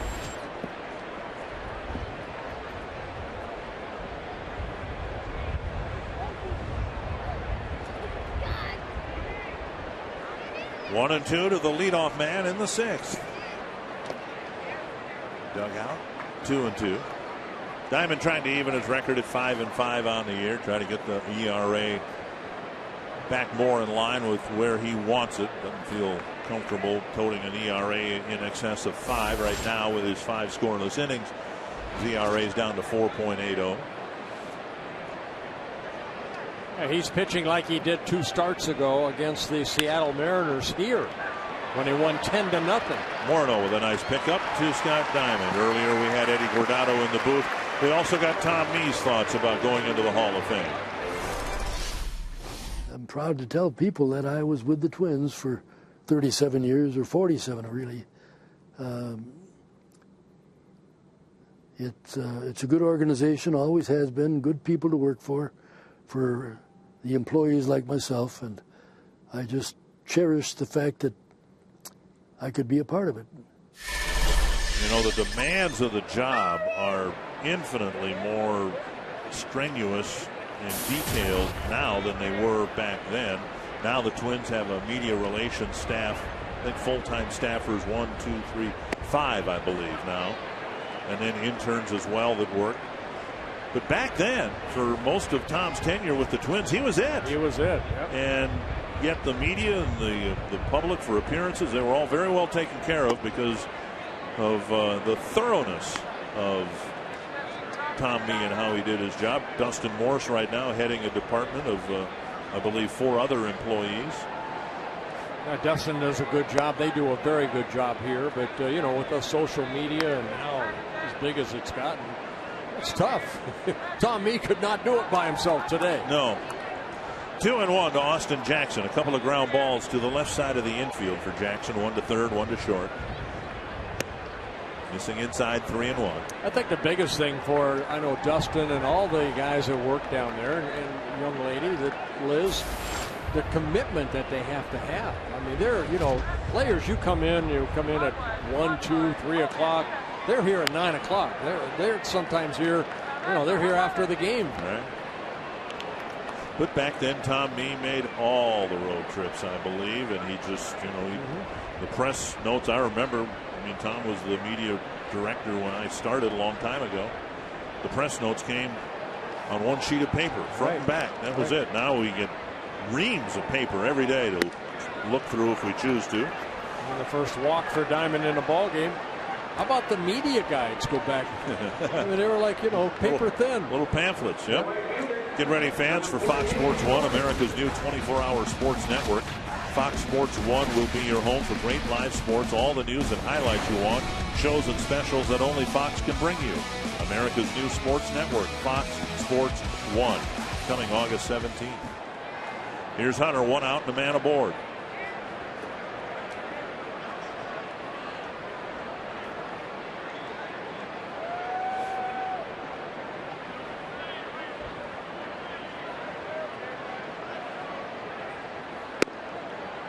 And Diamond working inside, missing ball 1.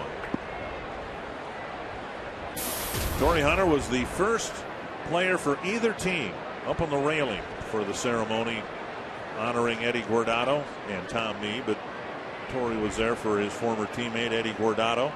Didn't want to miss 1 second of the festivities. Well, Torrey's hit into 4 double plays. Scott Diamond's been able to get 9 so far. Pitch out. Jackson, just coming off the disabled list, does have 5 stolen bases in 5 attempts. Tigers don't run a lot. Only 19 stolen bases, but they've been pretty successful. They've been caught only 5 times.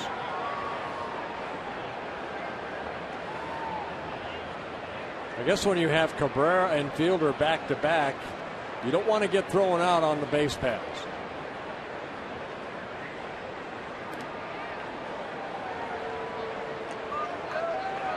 Tigers have hired Jeff Cox, longtime coach, to work with the base running and base stealing. Not specifically Jackson, but clearly they would like him to be more aggressive on the base paths and more successful in stealing bases.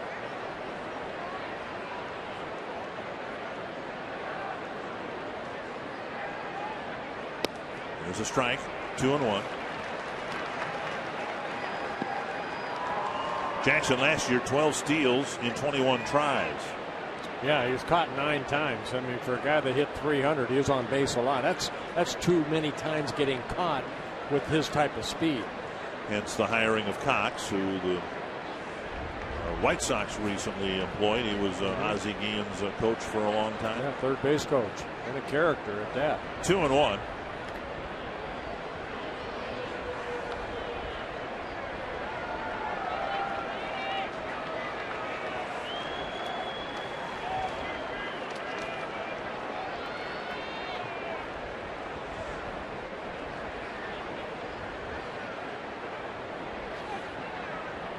2-1 to Hunter. Foul back 2-2. The Tigers are pretty aggressive in terms of throwing resources to try to win a World Series, something they haven't done since 1984. They've got 2 hitting coaches.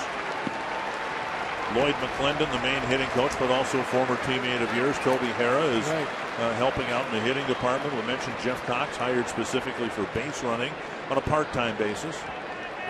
You see that with clubs now. Even the Philadelphia Phillies, Wally Joyner was the assistant hitting coach. There's a little number, and this is going to be a play to first base for Diamond. Hunter retired, and Jackson goes to second, 2 down. And with Cabrera coming up and a base open, you can ask a question online at carsoup.com/baseball. Tim in Hudson asking a question of Bert. What would your keys be to facing Cabrera? Well, there's no one certain way to pitch this guy. You have to mix up your pitches. You have to work both sides of the plate. And you don't let this guy, he's one of the guys you don't want him to beat you late in the ball game. And here we are in the 6th inning. Now, Fielder does have 1 hit against Diamond, but I wouldn't be surprised that they go ahead and walk him. Yeah. Bauer checking in the dugout, and they will walk him. You have to play the percentages here, and I don't even think Prince Fielder takes it as an insult. Prince Fielder would walk Cabrera to pitch to him, given the numbers against Scott Diamond. Well, and then the lack of numbers for Prince Fielder against Diamond. So an intentional walk following an unintentional walk, 2 aboard for Fielder. And they keep close tabs on this. It's generally backfired on the teams that have walked Cabrera intentionally in front of Fielder, because Fielder just licks his chops and drives in runs left and right. Well, I mean, both these guys, what a tandem they have in Cabrera and Fielder. Might be the best 1-2 punch in all of baseball. Well, they're on the cover of Sports Illustrated this week. Not that that means anything to Scott Diamond right now, but they are the top RBI duo in baseball. Yep.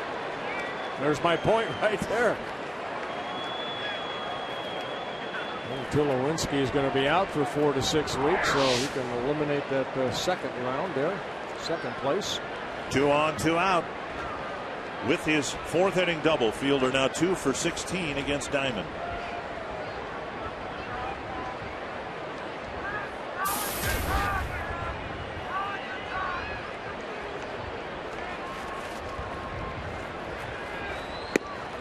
Outside, ball 1.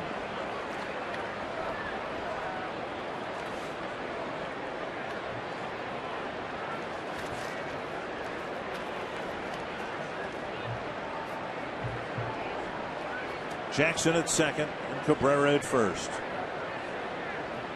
First time either team has had more than 1 runner on base in an inning. 2-0. This kind of started last year with Fielder in his first season. Cabrera winning the Triple Crown, 44 home runs, drove in 139 runs, hit 330. And then Fielder last year hit 313, 30 home runs, drove in 108. To right field. And off the wall. Jackson will score. Cabrera will be held up. No, they're going to send him in now after the throw going to second base. And 2-run score on Fielder's second double. Yeah, I think that ball might have been a little misplayed by Ryan Domet. He's not a normal outfielder. That ball did not hit, I don't think, as high as maybe he anticipated that ball to hit. Did the same thing he did with the other double. Yeah, he reached out and pulled this ball. And that ball hit off the padding rather than on top of the padding. You see where that ball hit right there. Don't know how far Domet, where he might have not been able to get back, but he did turn around and think that that ball was going to be maybe a little bit further than he anticipated. Quick trip to the mound by Rick Anderson. The Tigers, Tom Brookins, the third base coach, they were going to hold Cabrera at third base Let's check and see Domit's throw here. Karam about 5 feet up on the wall. And Domit's throw to second base, and by the time the throw was received by Florimon, you can see Dozier setting up to be the cutoff man, and if Domit had thrown there instead, only one run would have scored. Well, second double of the ball game for a fielder, now with 54 RBIs on the year. The Tigers take a 2-0 lead. Victor Martinez.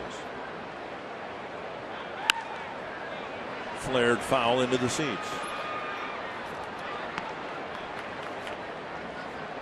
There are the numbers we were talking about before. 25 runs batted in after Cabrera is walked to pitch to fielder.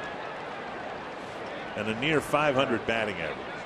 That's why that 1-2 combo, they're so tough. They are tough. And then, as potent as they are, Diamond made matters worse, falling behind 2-0, so he had to come in with a strike. This one to the left center field gap.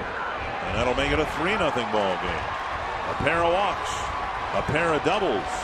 And the third time through the lineup, the Tigers have broken through against Scott Diamond.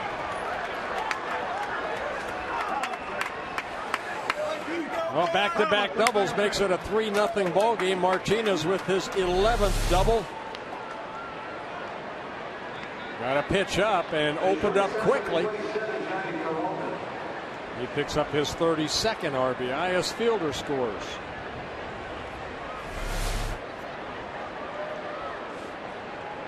Johnny Peralta, the batter.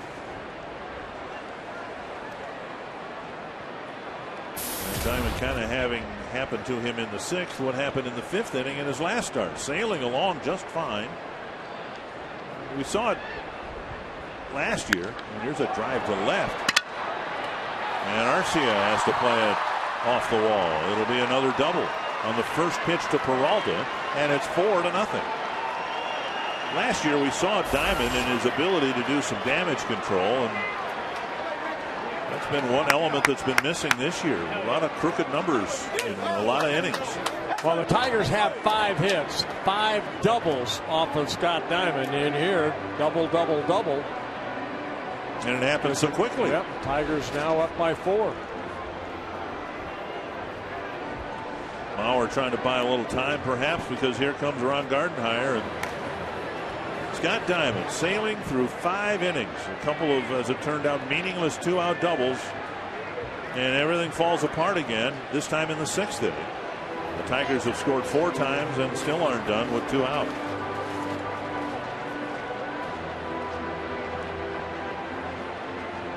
Diamond leaves with the Twins down 4-0.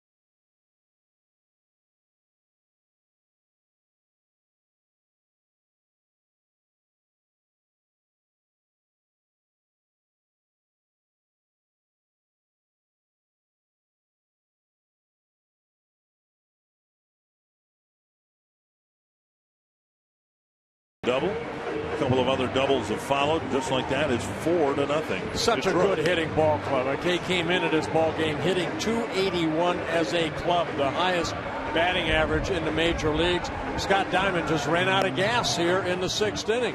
Left some pitches up, a walk to Jackson, a 1-out walk. Then he got the out on Torrey Hunter, but then the intentional walk, which was the right move. But then Fielder double, Martinez double, Peralta jumping on the first pitch, another double. Intentional walk made all the sense in the world, but again, whatever the situation was, it became a lot more dangerous when Diamond fell behind 2-0. So a sequence of doubles. Well, Casey Fiend coming in to hopefully get the final out here in the 6th inning, making his 32nd relief appearance.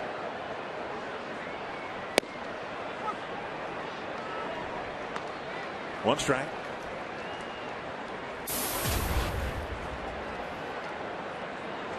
Well, too many times this year we have seen the starters just run out of gas in the 5th, 6th, and sometimes 7th inning. And again, it's not a trait that Diamond showed much of last year. He was able to pitch through whatever dangerous situations arose. It just hasn't happened nearly as frequently this year. Well, I've been a firm believer that your legs have to carry you deep into the ball game, and we've seen too many starters weaken right around this time of the ball game. 1-2. For Casey Fiend, he's worked 25 1/3 innings. He has 26 strikeouts. Only 7 walks, 2 intentional walks for Casey Fiend. He's more tuned into pitching in this day and age than I am, but it's been my impression that pitchers don't run nearly as much as they used to, even going into spring training. 1-2. That's where all your power is. It's your legs. Ooh. You know, Dick, and I'll be honest with you, there were times I got my butt kicked, okay?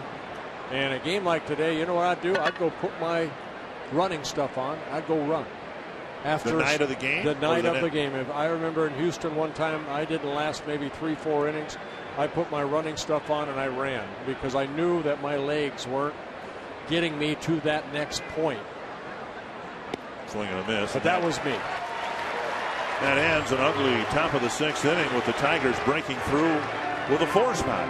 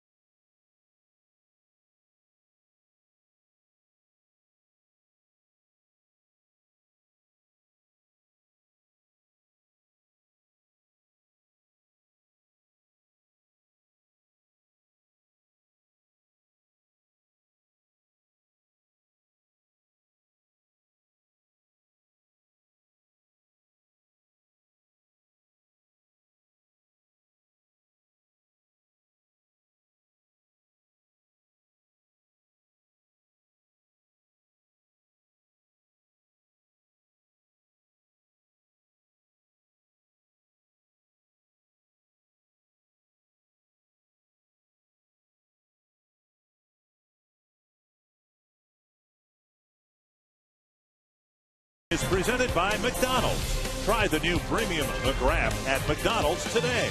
I'm loving it. And by Toyota. Let's go places. To find your nearest Toyota dealer and check out our current offers, visit buyatoyota.com.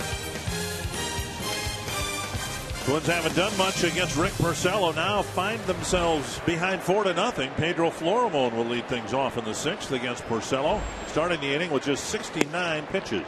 Let's see if the Twins can attack Porcello like the Tigers attacked Diamond. Don Kelly now in left field for Tuiasa Sopo.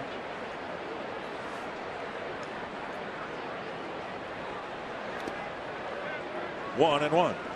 Florimone hit a fly ball to center his first time up. The Twins have had some opportunities. Got a couple of guys to second base in each of the last 2 innings. Had a leadoff single in the third. But just 3 hits for the Twins. Now down the right field line, and Hunter is going to make a great catch. Oh, what a catch by Torrey Hunter. You know, at 37 years old, Torrey Hunter can still get a good jump. And what a nice rolling catch by Torrey Hunter. A shoestring catch, comes in and then does a tumble and a little jump. Good concentration, open glove. Then the tuck and roll.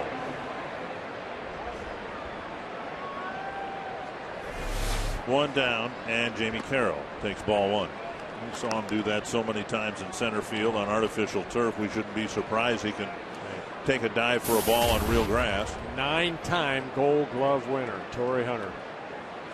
His time will come to be inducted into the Twins Hall of Fame.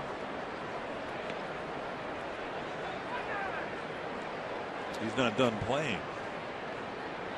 Got his 2000th hit earlier this year. He's 1 home run away from 300 career home runs. A strike, 1 and 2. I was talking to some of the Detroit people about his personality, what he's meant to that clubhouse. And they said unbelievable. Well, just think. I mean, despite his physical talents, he's playing for one reason. He's made more money than he can spend. He's not in it for the money. He wants to win a championship. Now, imagine adding somebody to your roster whose only focus is winning a World Series. Well, that should be everybody focused. It should be, but it's not. Dribbler to the right side. I'd have to disagree with you. I think even though, you know, guys on last place teams, and I was on many of them, you still want to win.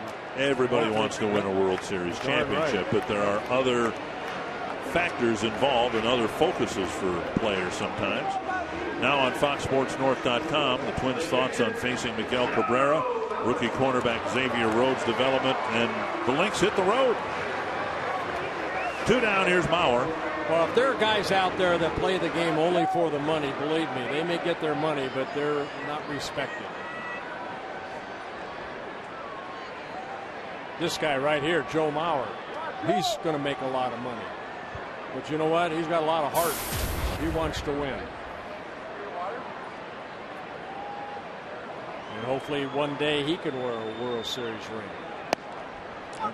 When he signed his big contract, he said he felt one of the reasons he wanted to stay in Minnesota is he felt the Twins could win that World Series with him on the roster. 1 strike. Tapper to the left side. Porcello handled a 4-0 lead pretty well. 10 pitches. He gets 3 outs and we go to the 7th.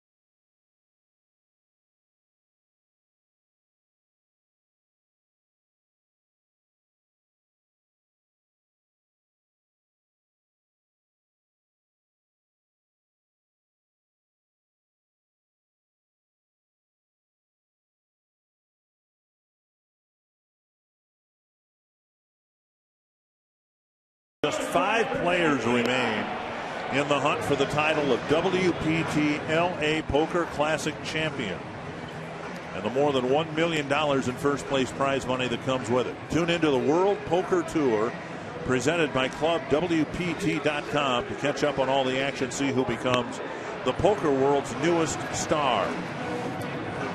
You think they have poker cards? Poker cards? Yeah, like baseball cards. Oh, I bet Football they do. cards. Yeah. With some of the best poker players of all time. I bet they do. Omar Infante will lead off the 7th inning. He'll be followed by Avila and Jackson. Kansas City beat Tampa Bay 7-2. Houston leading the White Sox 2-1 in the 8th. First pitch popped up, short left. Florimon out, Arcia in, and Arcia makes the catch, one away. And that'll bring up Avila.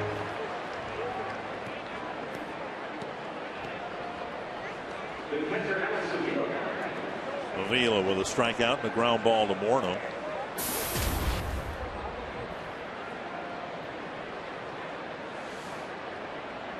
Casey Fiend pitching against the organization that signed him back in 2006, the Tigers.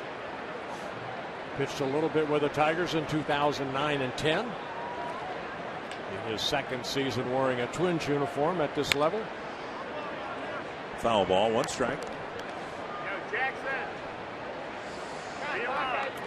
Tiger bullpen has not been very reliable this year, particularly at the end. As the lead grew from 2-0 to 3-0 to 4-0. That's one of the disappointing things about the 6th inning, because the Tigers have had a terrible time closing down ball games. Jose Valverde, Joaquin Benoit, it's anybody's guess who's going to be closing games in save situations, should there be one in this series. Jim Leland said, I'm going to run Valverde out there till, that's really not an option, I guess, anymore. Even though Valverde's really had a dreadful time.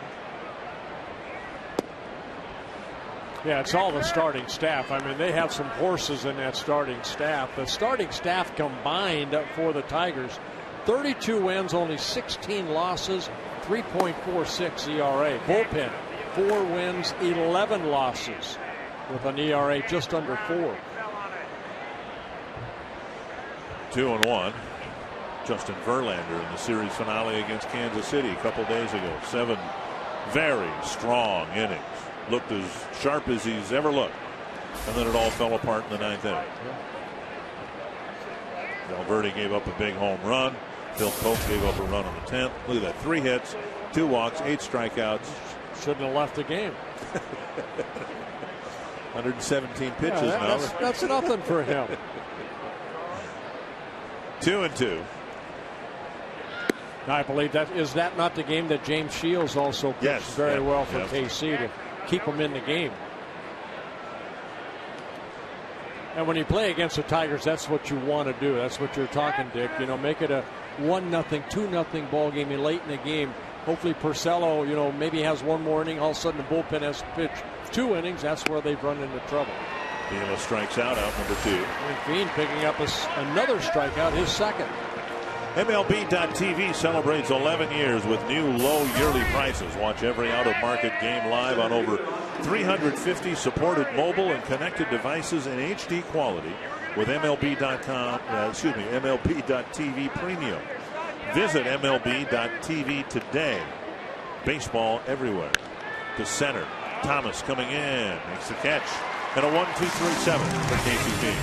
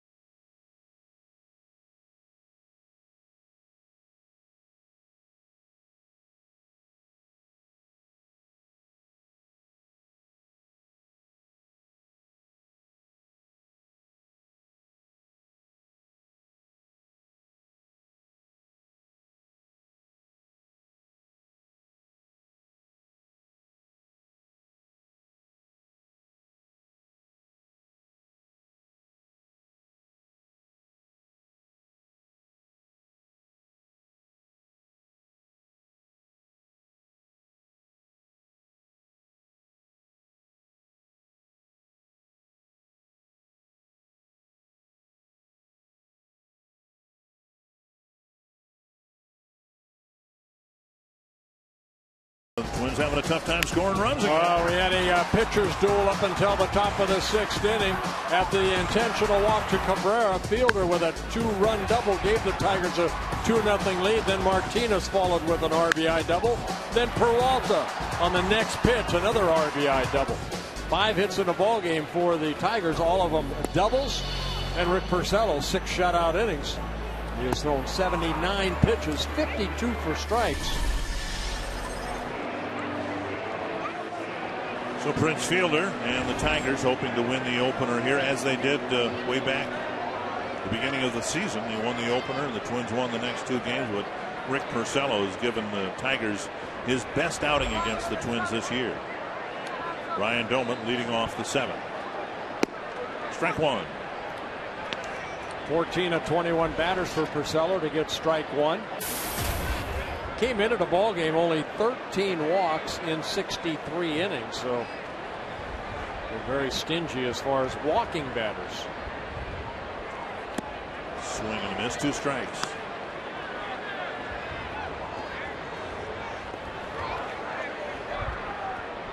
Jeff Jones, a pitching coach, and he's got a lot to work with.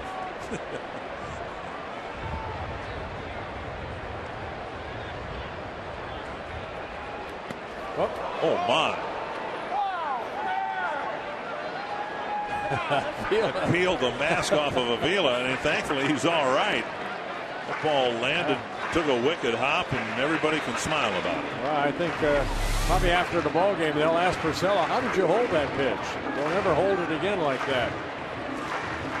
Ball landed 10 feet in front of the plate. You know, not only the strikeouts, and we showed, you know, the 623 strikeouts, the most in the American League Hall of Baseball, but they don't walk a lot of guys. Yeah. Tap to the right side. 1 down. And Josh Willingham will hit. You kind of got the sense that it was not going to be a normal Porcello performance here tonight against the Twins.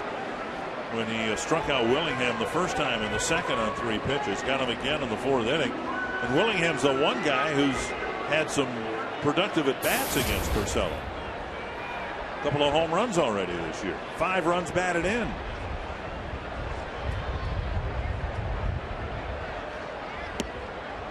Moved him off the plate, ball 1.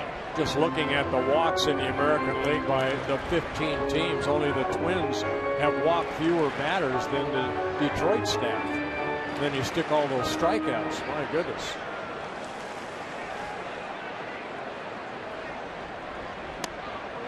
Down low, 2-0.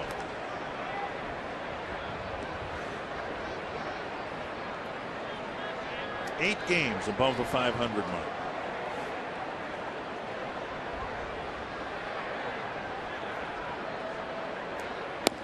Strike on the outside corner. In a good spot, down in the strike zone.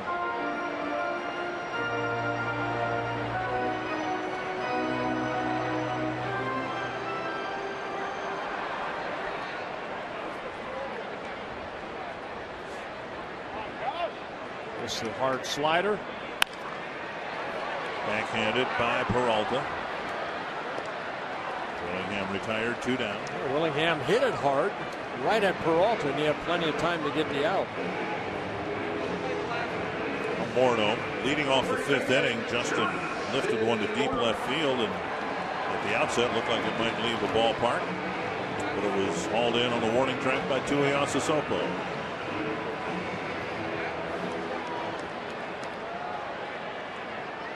That one fooled me, especially on the heels of the last homestand when we had 3 left-handed batters hit one out to left field. Maurer, the spinner up the line, foul. And Ryan Doman hit one.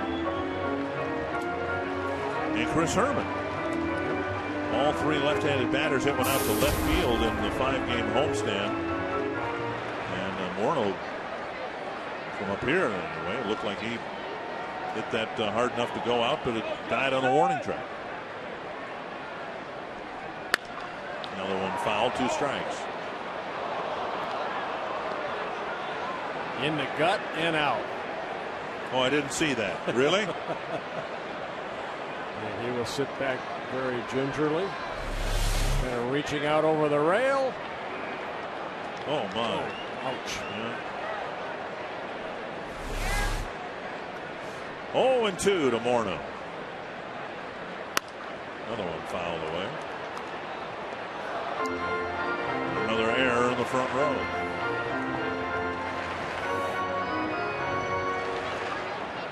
Not by him. He picked up the error. Porcello's longest outing came 3 starts ago against the Pirates. He pitched 8 shutout innings. The game went extra innings. The Tigers lost 1-0. You see 19 pitches in the 4th inning is the most pitches he's needed. 7 in the 2nd, 10 in the 6th.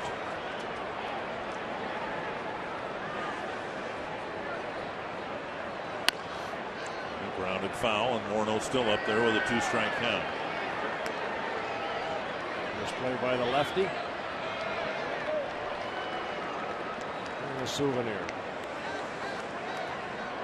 Smiles all around.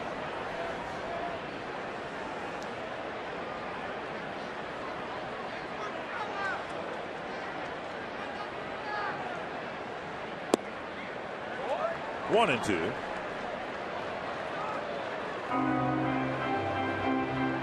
don't know why I thought of this now, but we've gotten like 1 foul ball in here, right? In 3.5 years. I believe it's to my right.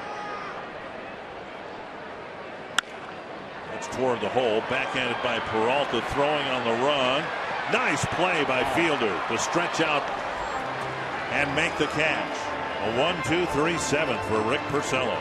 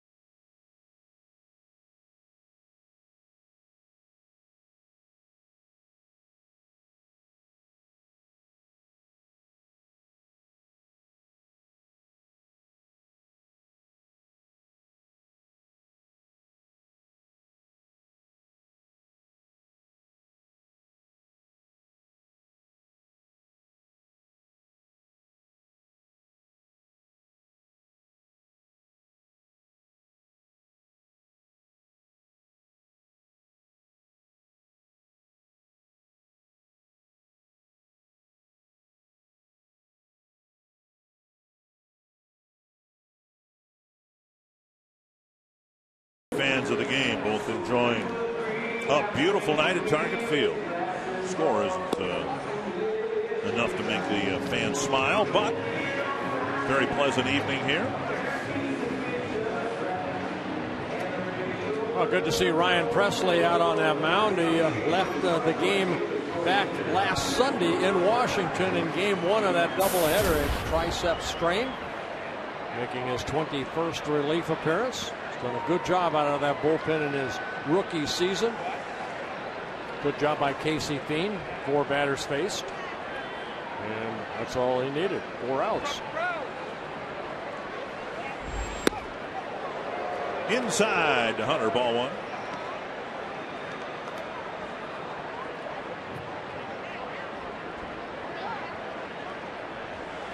Presley had the arm issue, and then he came to the ballpark sick the other day. The Twins just sent him home. So don't spread it. Don't give it to anybody else. Just go home. And he felt better the next day. Well, Justin went through that too. Justin Morneau. A little flu-like symptom. To left center, Cleet Thomas is over there to make the catch. 1-1. CenturyLink to what next? What is next? Miguel Cabrera hitless tonight. The Twins intentionally walked him, and as it turned out, that opened the door for the Tigers, and they strolled through it with a 4-run sixth.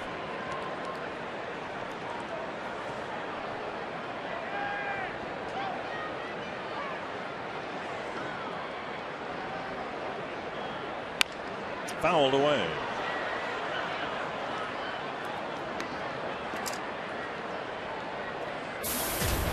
Regarding the Triple Crown categories, Cabrera is leading.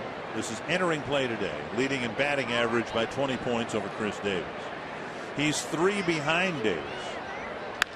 Bouncer to short. Florimo backhands it. Warno. 3 home runs behind Davis, but he's ahead of Davis by 13 runs batted in. Single game suite rentals make seeing a game at Target Field an extra special experience for clients, co-workers, family, and friends. Though most suites are spoken for the 2013 season, they do remain available for the holiday week of July 1st through the 4th when the Twins host the Yankees. Yankees Series suites accommodate from 16 to 50 guests. That includes food and beverage. 612-375-7454, the number to call, or go to twinsbaseball.com/groups. 2 down, and here's Fielder. I mean, it's not beyond the realm of possibility. We'll have another Triple Crown winner, and it won't be Miguel Cabrera. It might be Chris Davis. Davis is in the conversation in batting average, leading the league in home runs, and 13 behind Cabrera in the RBI department. The last time it happened, and we'll again put the asterisk behind Yastrzemski's Triple Crown win in '67 because Harmon Killebrew tied him in home runs. Cabrera and Davis both competing for leadership in all 3 Triple Crown categories.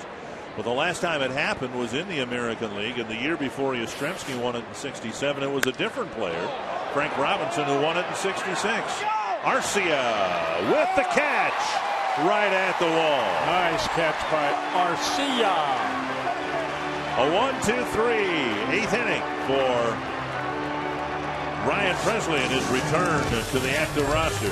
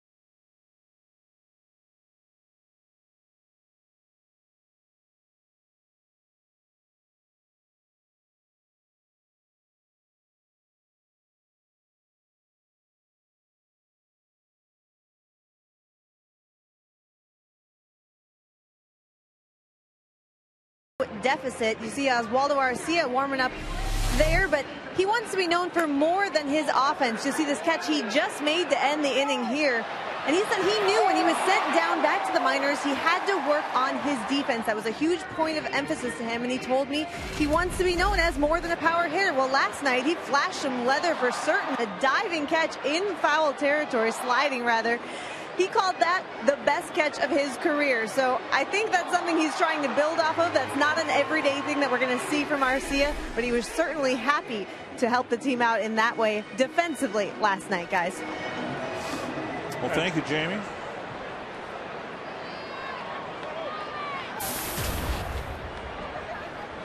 Arcia will lead off the 8th inning. He'll be followed by Thomas and Dozier. Yeah, 14 games on left field, just one error, and that's a ball that he just dropped. So here's Drew Smiley coming in relief of Porcello. Porcello worked the first 7 innings of shutout baseball. Smiley, if the Cubs had 6 starters, this guy would probably be their 6th starter. That's what he was last year, 18 starts. But it was kind of between Porcello or Smiley out of spring training, and they put Smiley in the bullpen, and has he reacted nicely. 2-0 out of the bullpen, making his 23rd relief appearance. 38 1/3 innings, only 30 hits allowed, 11 walks, 39 strikeouts. Little roller up the middle. Peralta scoops. Just barely got him. Arcia hustling down the line. He's retired, 1 away.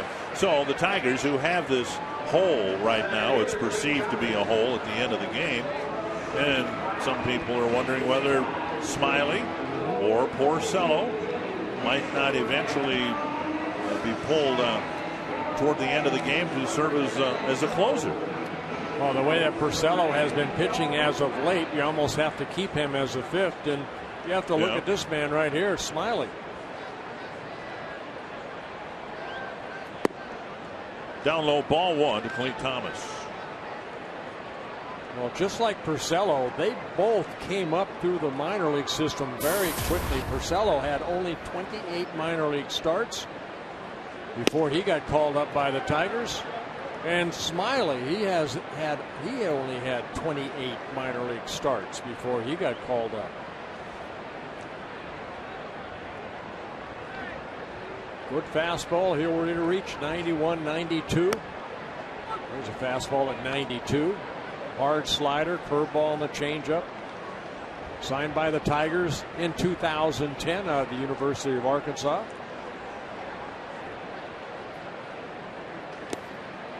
2-2.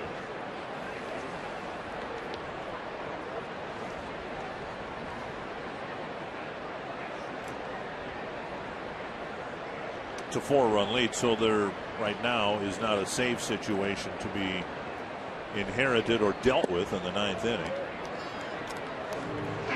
Good take right there by Thomas. 3-2.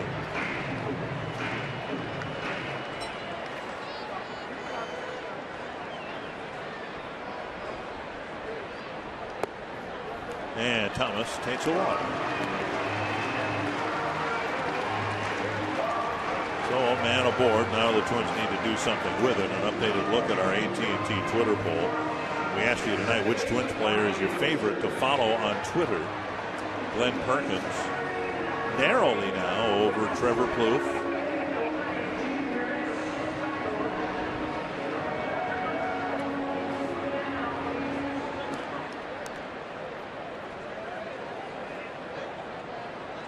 We will finish the category, the balloting, and announce it to you on Sunday.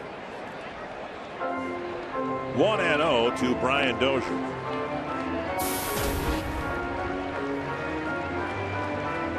Five outs to go, 2 innings worth of at-bats, roughly. 1 out this inning. Twins would do themselves a big favor if they could somehow cut this lead in half. And Smiley now with a 2-0 count to Dozier. And Jeff Jones is going to come to the mound. Yeah, there's some concerns for the Twins. We talked a little bit about the leadoff hitter for the Twins. They came into this game and in 63 games hitting only 174 combined, whoever hit in that leadoff spot. In the number 8 spot here where Dozier is sitting here tonight, they come in, they're hitting in the 220s. Also in that number 9 spot in the lineup, 220s. And those are areas that you want speed. You want these guys to get on base, get some more hits. Need some production, and the Twins have not been able to do that all season long out of those 3 spots.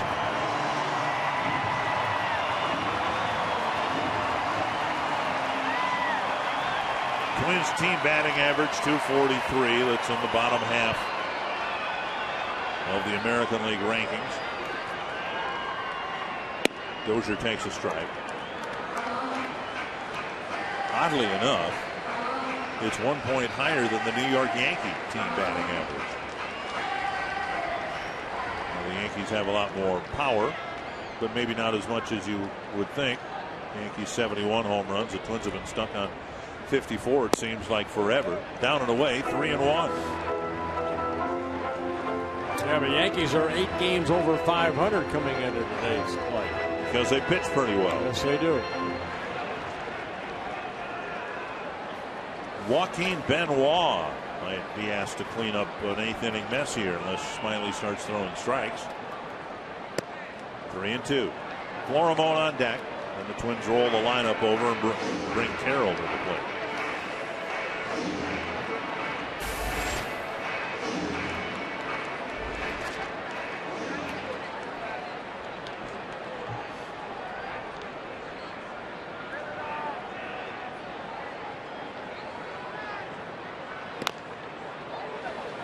Catcher's interference, I think, on Avila. And Avila interfered with Dozier's swing. There was a foul ball, but Dozier apparently swatted the mid of Avila. Going to look at this right here. Dozier in back of the box. Yeah, hit his glove. Well, catcher's interference. It's Dozier to first base and Thomas to second. The Twins need to take advantage of this now, but they might have to do it against a different pitcher because Jim Leland is pacing to the mound. Oh, a weird way to start a rally. You get a walk to Thomas, catcher's interference, but now Benoit comes in to pitch to Florimone. I spent 5 years in Cleveland. That's a great rally.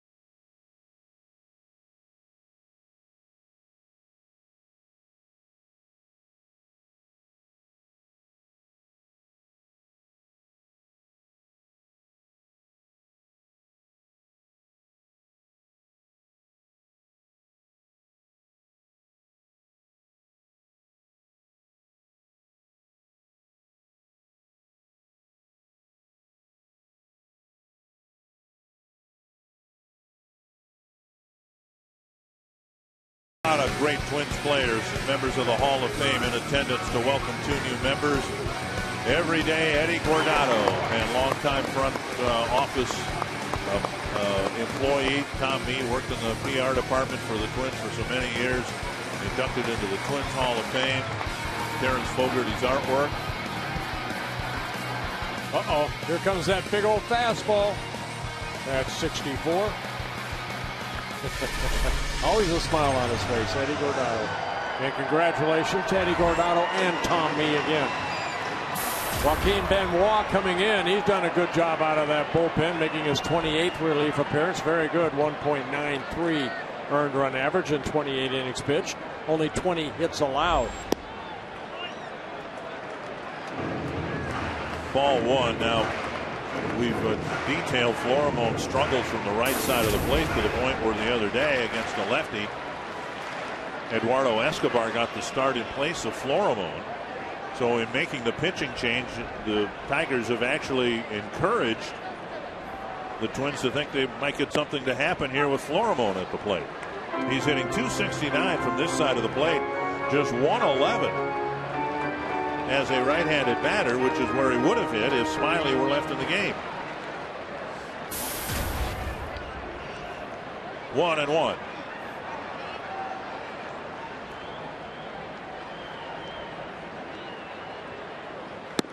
Two and one. Well, Benoit, pretty good fastball at 35 years old in his third season with the Tigers. Came up with the Rangers, also spent some time with the Rays.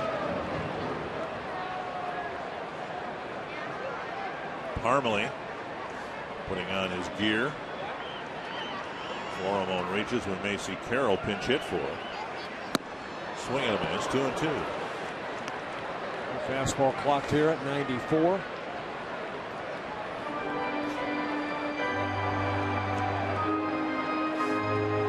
He's kind of out of baseball. He had that shoulder surgery back in 2009. The Rays took a gamble on him, invited him to spring training, and what a year he had. 2-2 to Pedro Florimone.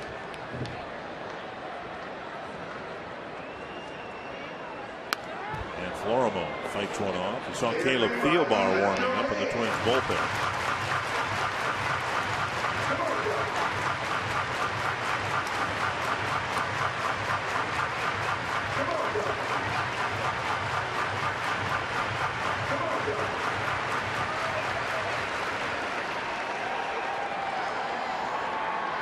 Another 2-2 to Florimone. Got him. On that changeup. 96 mile per hour fastball backed up by an 85 mile per hour changeup. 2 down. That's his best pitch. He could show the fastball, but that's his pitch right there. That ball off the plate, but Florimone swinging at a ball about a foot outside. So now Parmalee will pinch hit for Carroll. Parmalee 1 for 6 as a pinch hitter. Twins have one pinch hit home run this year, and it's off the bat of Arcio.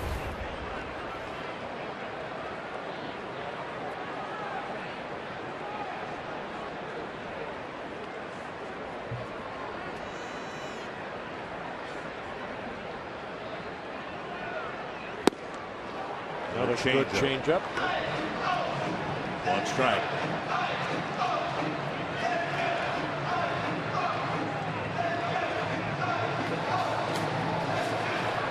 Valverde warming up in the Tiger bullpen.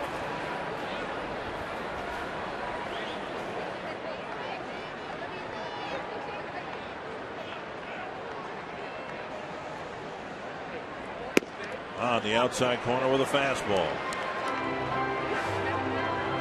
A lot of people in baseball happy at what's going on with Valverde. You know, the Tigers did not sign him. They signed him late because of their lack of needing a closer at the beginning of the year. Now, Valverde getting hit around a little bit. A lot of people happy about that because of his showmanship throughout the years that he, showed up the opponent. I think I use the word hot dog. On the ground to the second baseman. Infante flips to first. The Twins trying to build a rally in the 8th, but Benoit puts out the fire.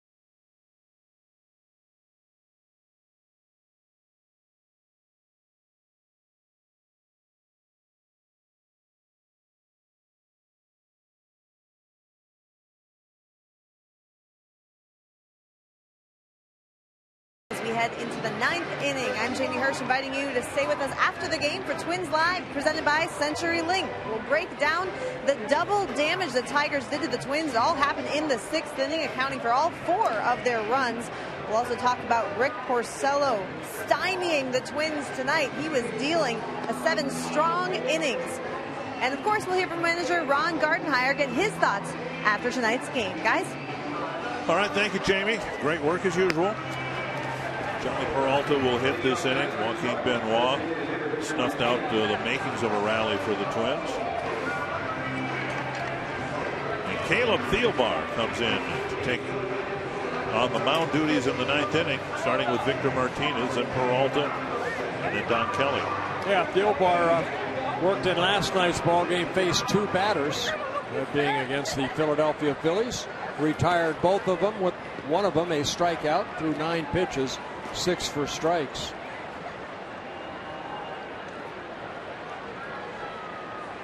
Victor Martinez with an RBI double in the 6th inning. Scott Diamond again tonight, sailing through 5, and then a 1-out walk started the beginning of the end for Diamond, who couldn't complete the 6th inning. Strike 1. Eduardo Escobar in the game at third base, with Carroll being pinch hit for. Thielbar joined the club in Atlanta back in the middle of May, and then from Atlanta they went to Detroit. He had a couple appearances against the Tigers in Detroit, 2 good ones. Popped up near first. And foul ground. Morno with the catch, one away. And it'll bring up Peralta. White Sox wasted a great pitching performance by Chris Sale. Houston beat Chicago 2-1. Kansas City and Cleveland have won tonight.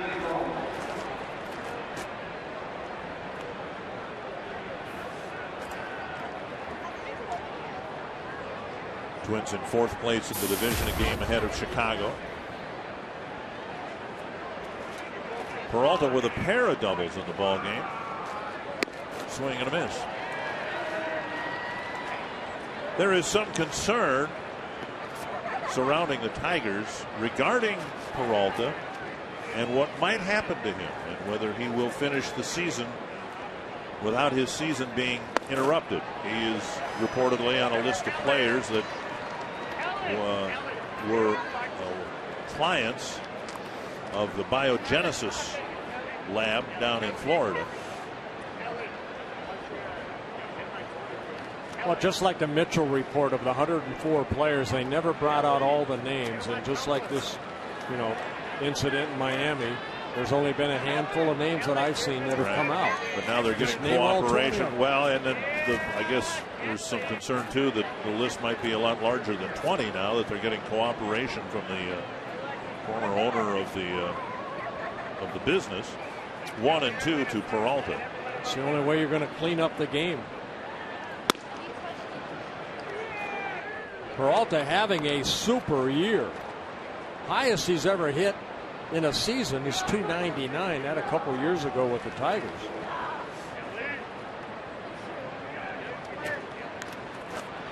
Fouled and still 2 and 2. He's currently hitting at 333. And he's noticeably trimmer. Dropped some weight during the offseason. He's made some nice plays here at short tonight. This is where he was last year at this time, hitting 267. 3 and 2. Thielbar has been a revelation for the Twins. They were interested enough in him to run him out there quite a bit in spring training. And he started the year with Rochester. Off to a rough start there, but then pitched better and found his way with the big league club. And you saw the numbers. There's a walk there with 1 out. Thielbar's yet to give up a run of any kind. Yeah, a total of 11 innings, only 5 hits allowed. That was his 5th walk.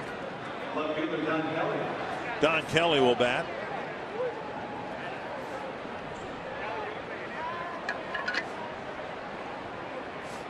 Kelly's first at bat, taking over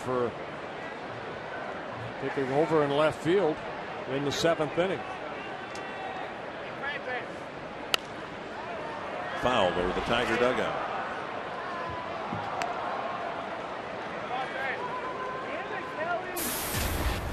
Kelly in his 5th season with the Tigers.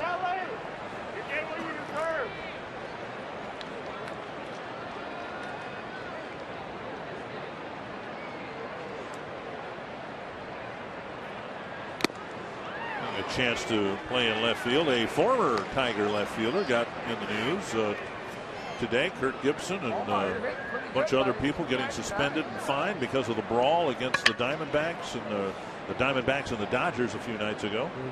10 games for Ian Kennedy, which by my math is just one start.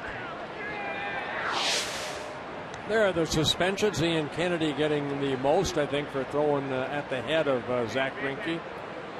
Eric Hinske was in the middle of that brawl, or just pushing and shoving, and then a couple games for, see some coaches in there too that missed some games.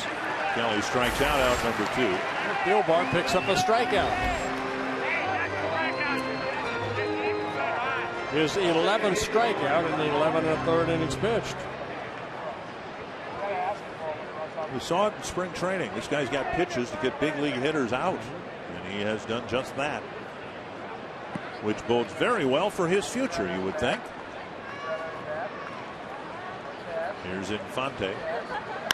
Bouncer left side. Charged by Escobar, and another scoreless inning for Caleb Thielbar. We'll see if the Twins have a comeback in the works in the bottom of the 9th.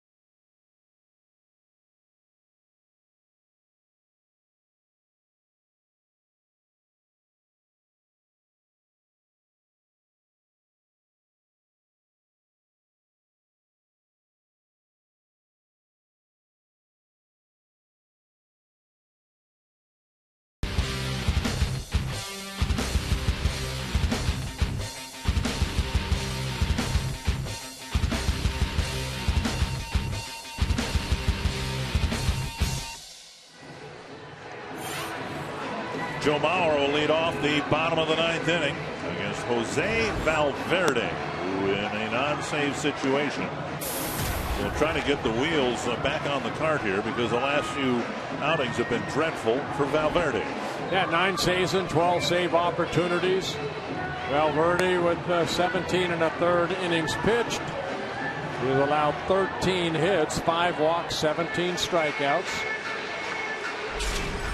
Let's take a look at some recent struggles. A lot of home runs hit.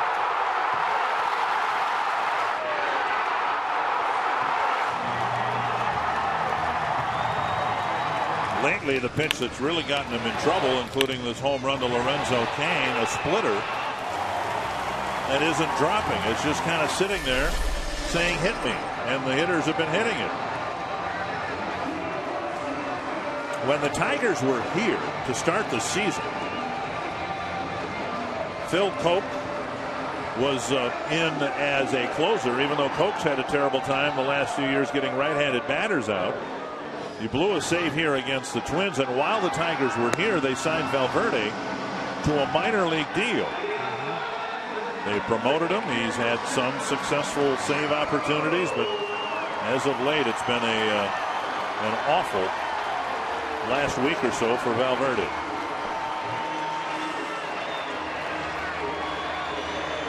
And we sincerely hope that you stay with us through the painful process of watching this man try to get 3 outs. He's had a successful season at the major league level, almost 300 major league saves. He's led the league in saves when he was with the Astros a couple times.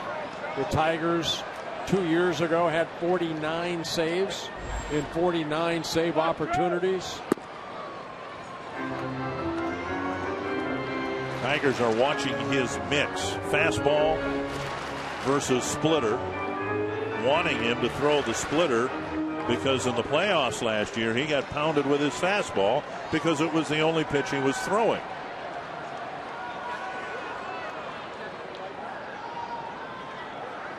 Two 2-0. Fastball.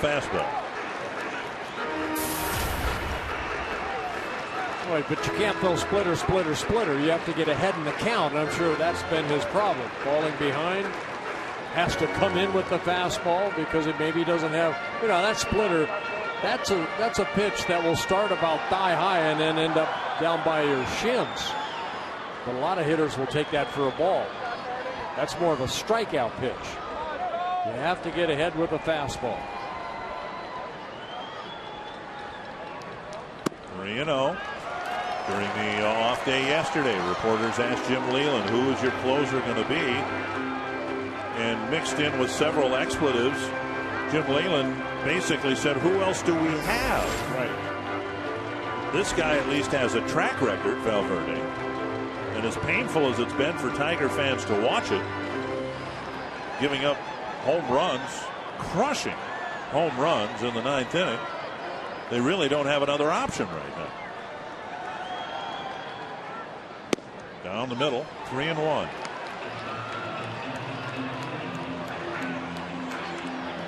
The rumor mill really churning things out. Here's Cope warming up in case Morneau might come up or Arcia in a situation with the bases clogged. 3-1 to Mauer.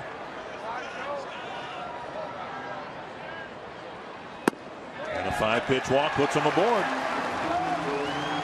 But the rumor mill's just, looking for any and all viable candidates, and some people suggesting that the guy who pitched on this mound last night for the Phillies, Jonathan Papelbon, might end up with the Tigers if they're looking for a reliable closer through the rest of this season and into the postseason if they get there.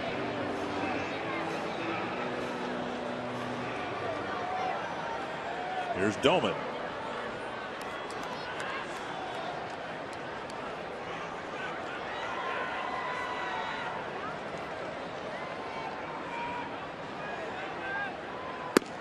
Strike one. Doman taking a strike right there. When the guy's out there, and you walk the first batter, you take a strike.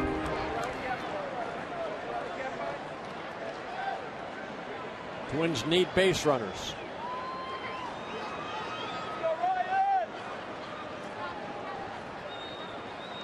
Looking at an unoccupied second base for some reason. There's a ground ball that should be a double play, and it is. Doman with a ground ball right at Peralta, 6-4, 3-2 down. And some antics already by Valverde with just 2 outs in the inning. Well, what he does, he actually looks at that runner at first base over his right shoulder. Where normally guys look at, over your left shoulder. Ball hit sharply, but right at Peralta. Infante over to Fielder. 6-4-3 double play. Base is empty for Willingham.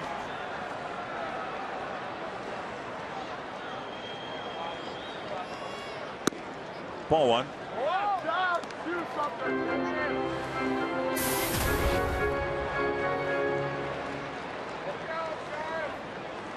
Let's go, beekeeper! Let's go, beekeeper!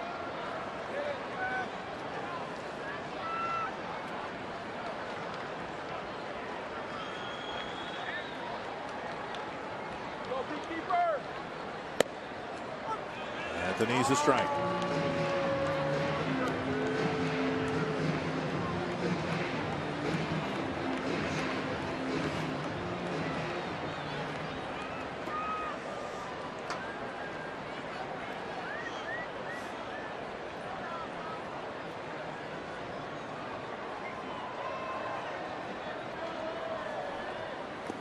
In the dirt, 2-1. And Valverde did not sign with the Tigers until April 4th. Went down to Single A, worked there for about 3 weeks, and then got called up on April 24th. Three-time All-Star. Once with the Diamondbacks. A couple times with the Tigers.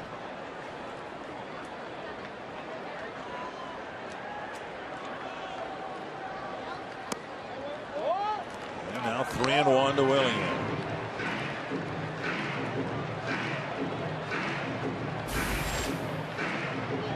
This one is what drives people nuts. He steps off the mound and takes 20-25 seconds between pitches.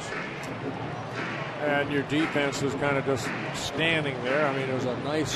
Fielders in a catcher's crouch right now.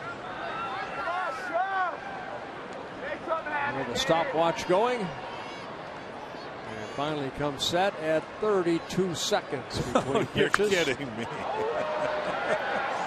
32? Yep. 30, actually 35 when the ball was delivered to home plate. 3-2 to Willingham.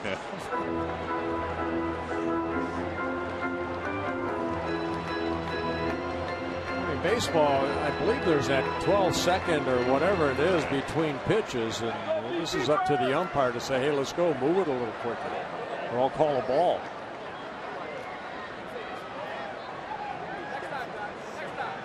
Full count to Willingham. And Willingham hit by a pitch. Again. Yeah, nothing new for Willingham, just taking it again off that left arm, the left shoulder. 12th time. Yep, 12th time Willingham has been hit. Morneau will come up. Off the elbow of Willingham.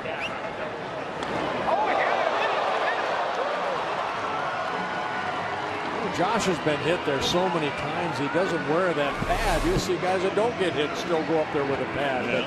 But Willingham does not wear that protective pad on that left elbow area. Morneau the batter.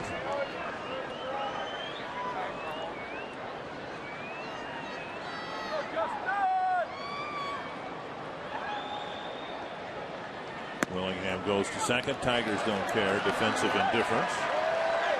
Well, if ever there's an umpiring crew who would call a ball on Valverde, it would be this crew. They called 2 balks that cost the Rockies a run and the game yesterday. Bob Davidson, the first base umpire, calling a couple of balks on a pitcher who in his mind didn't come set.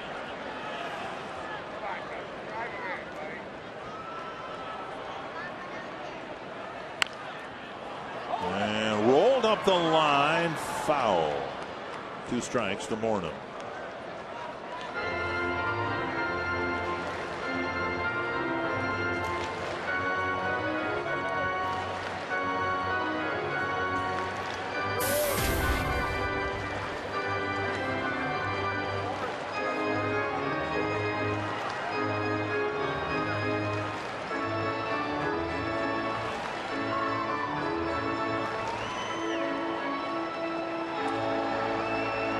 Willingham at second. Twins down to their last strike.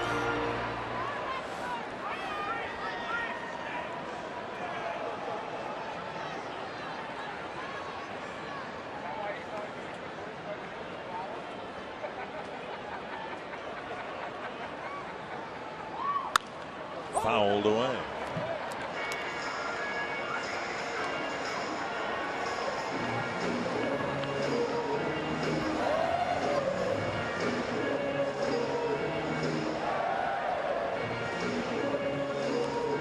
Seconds since he got the ball.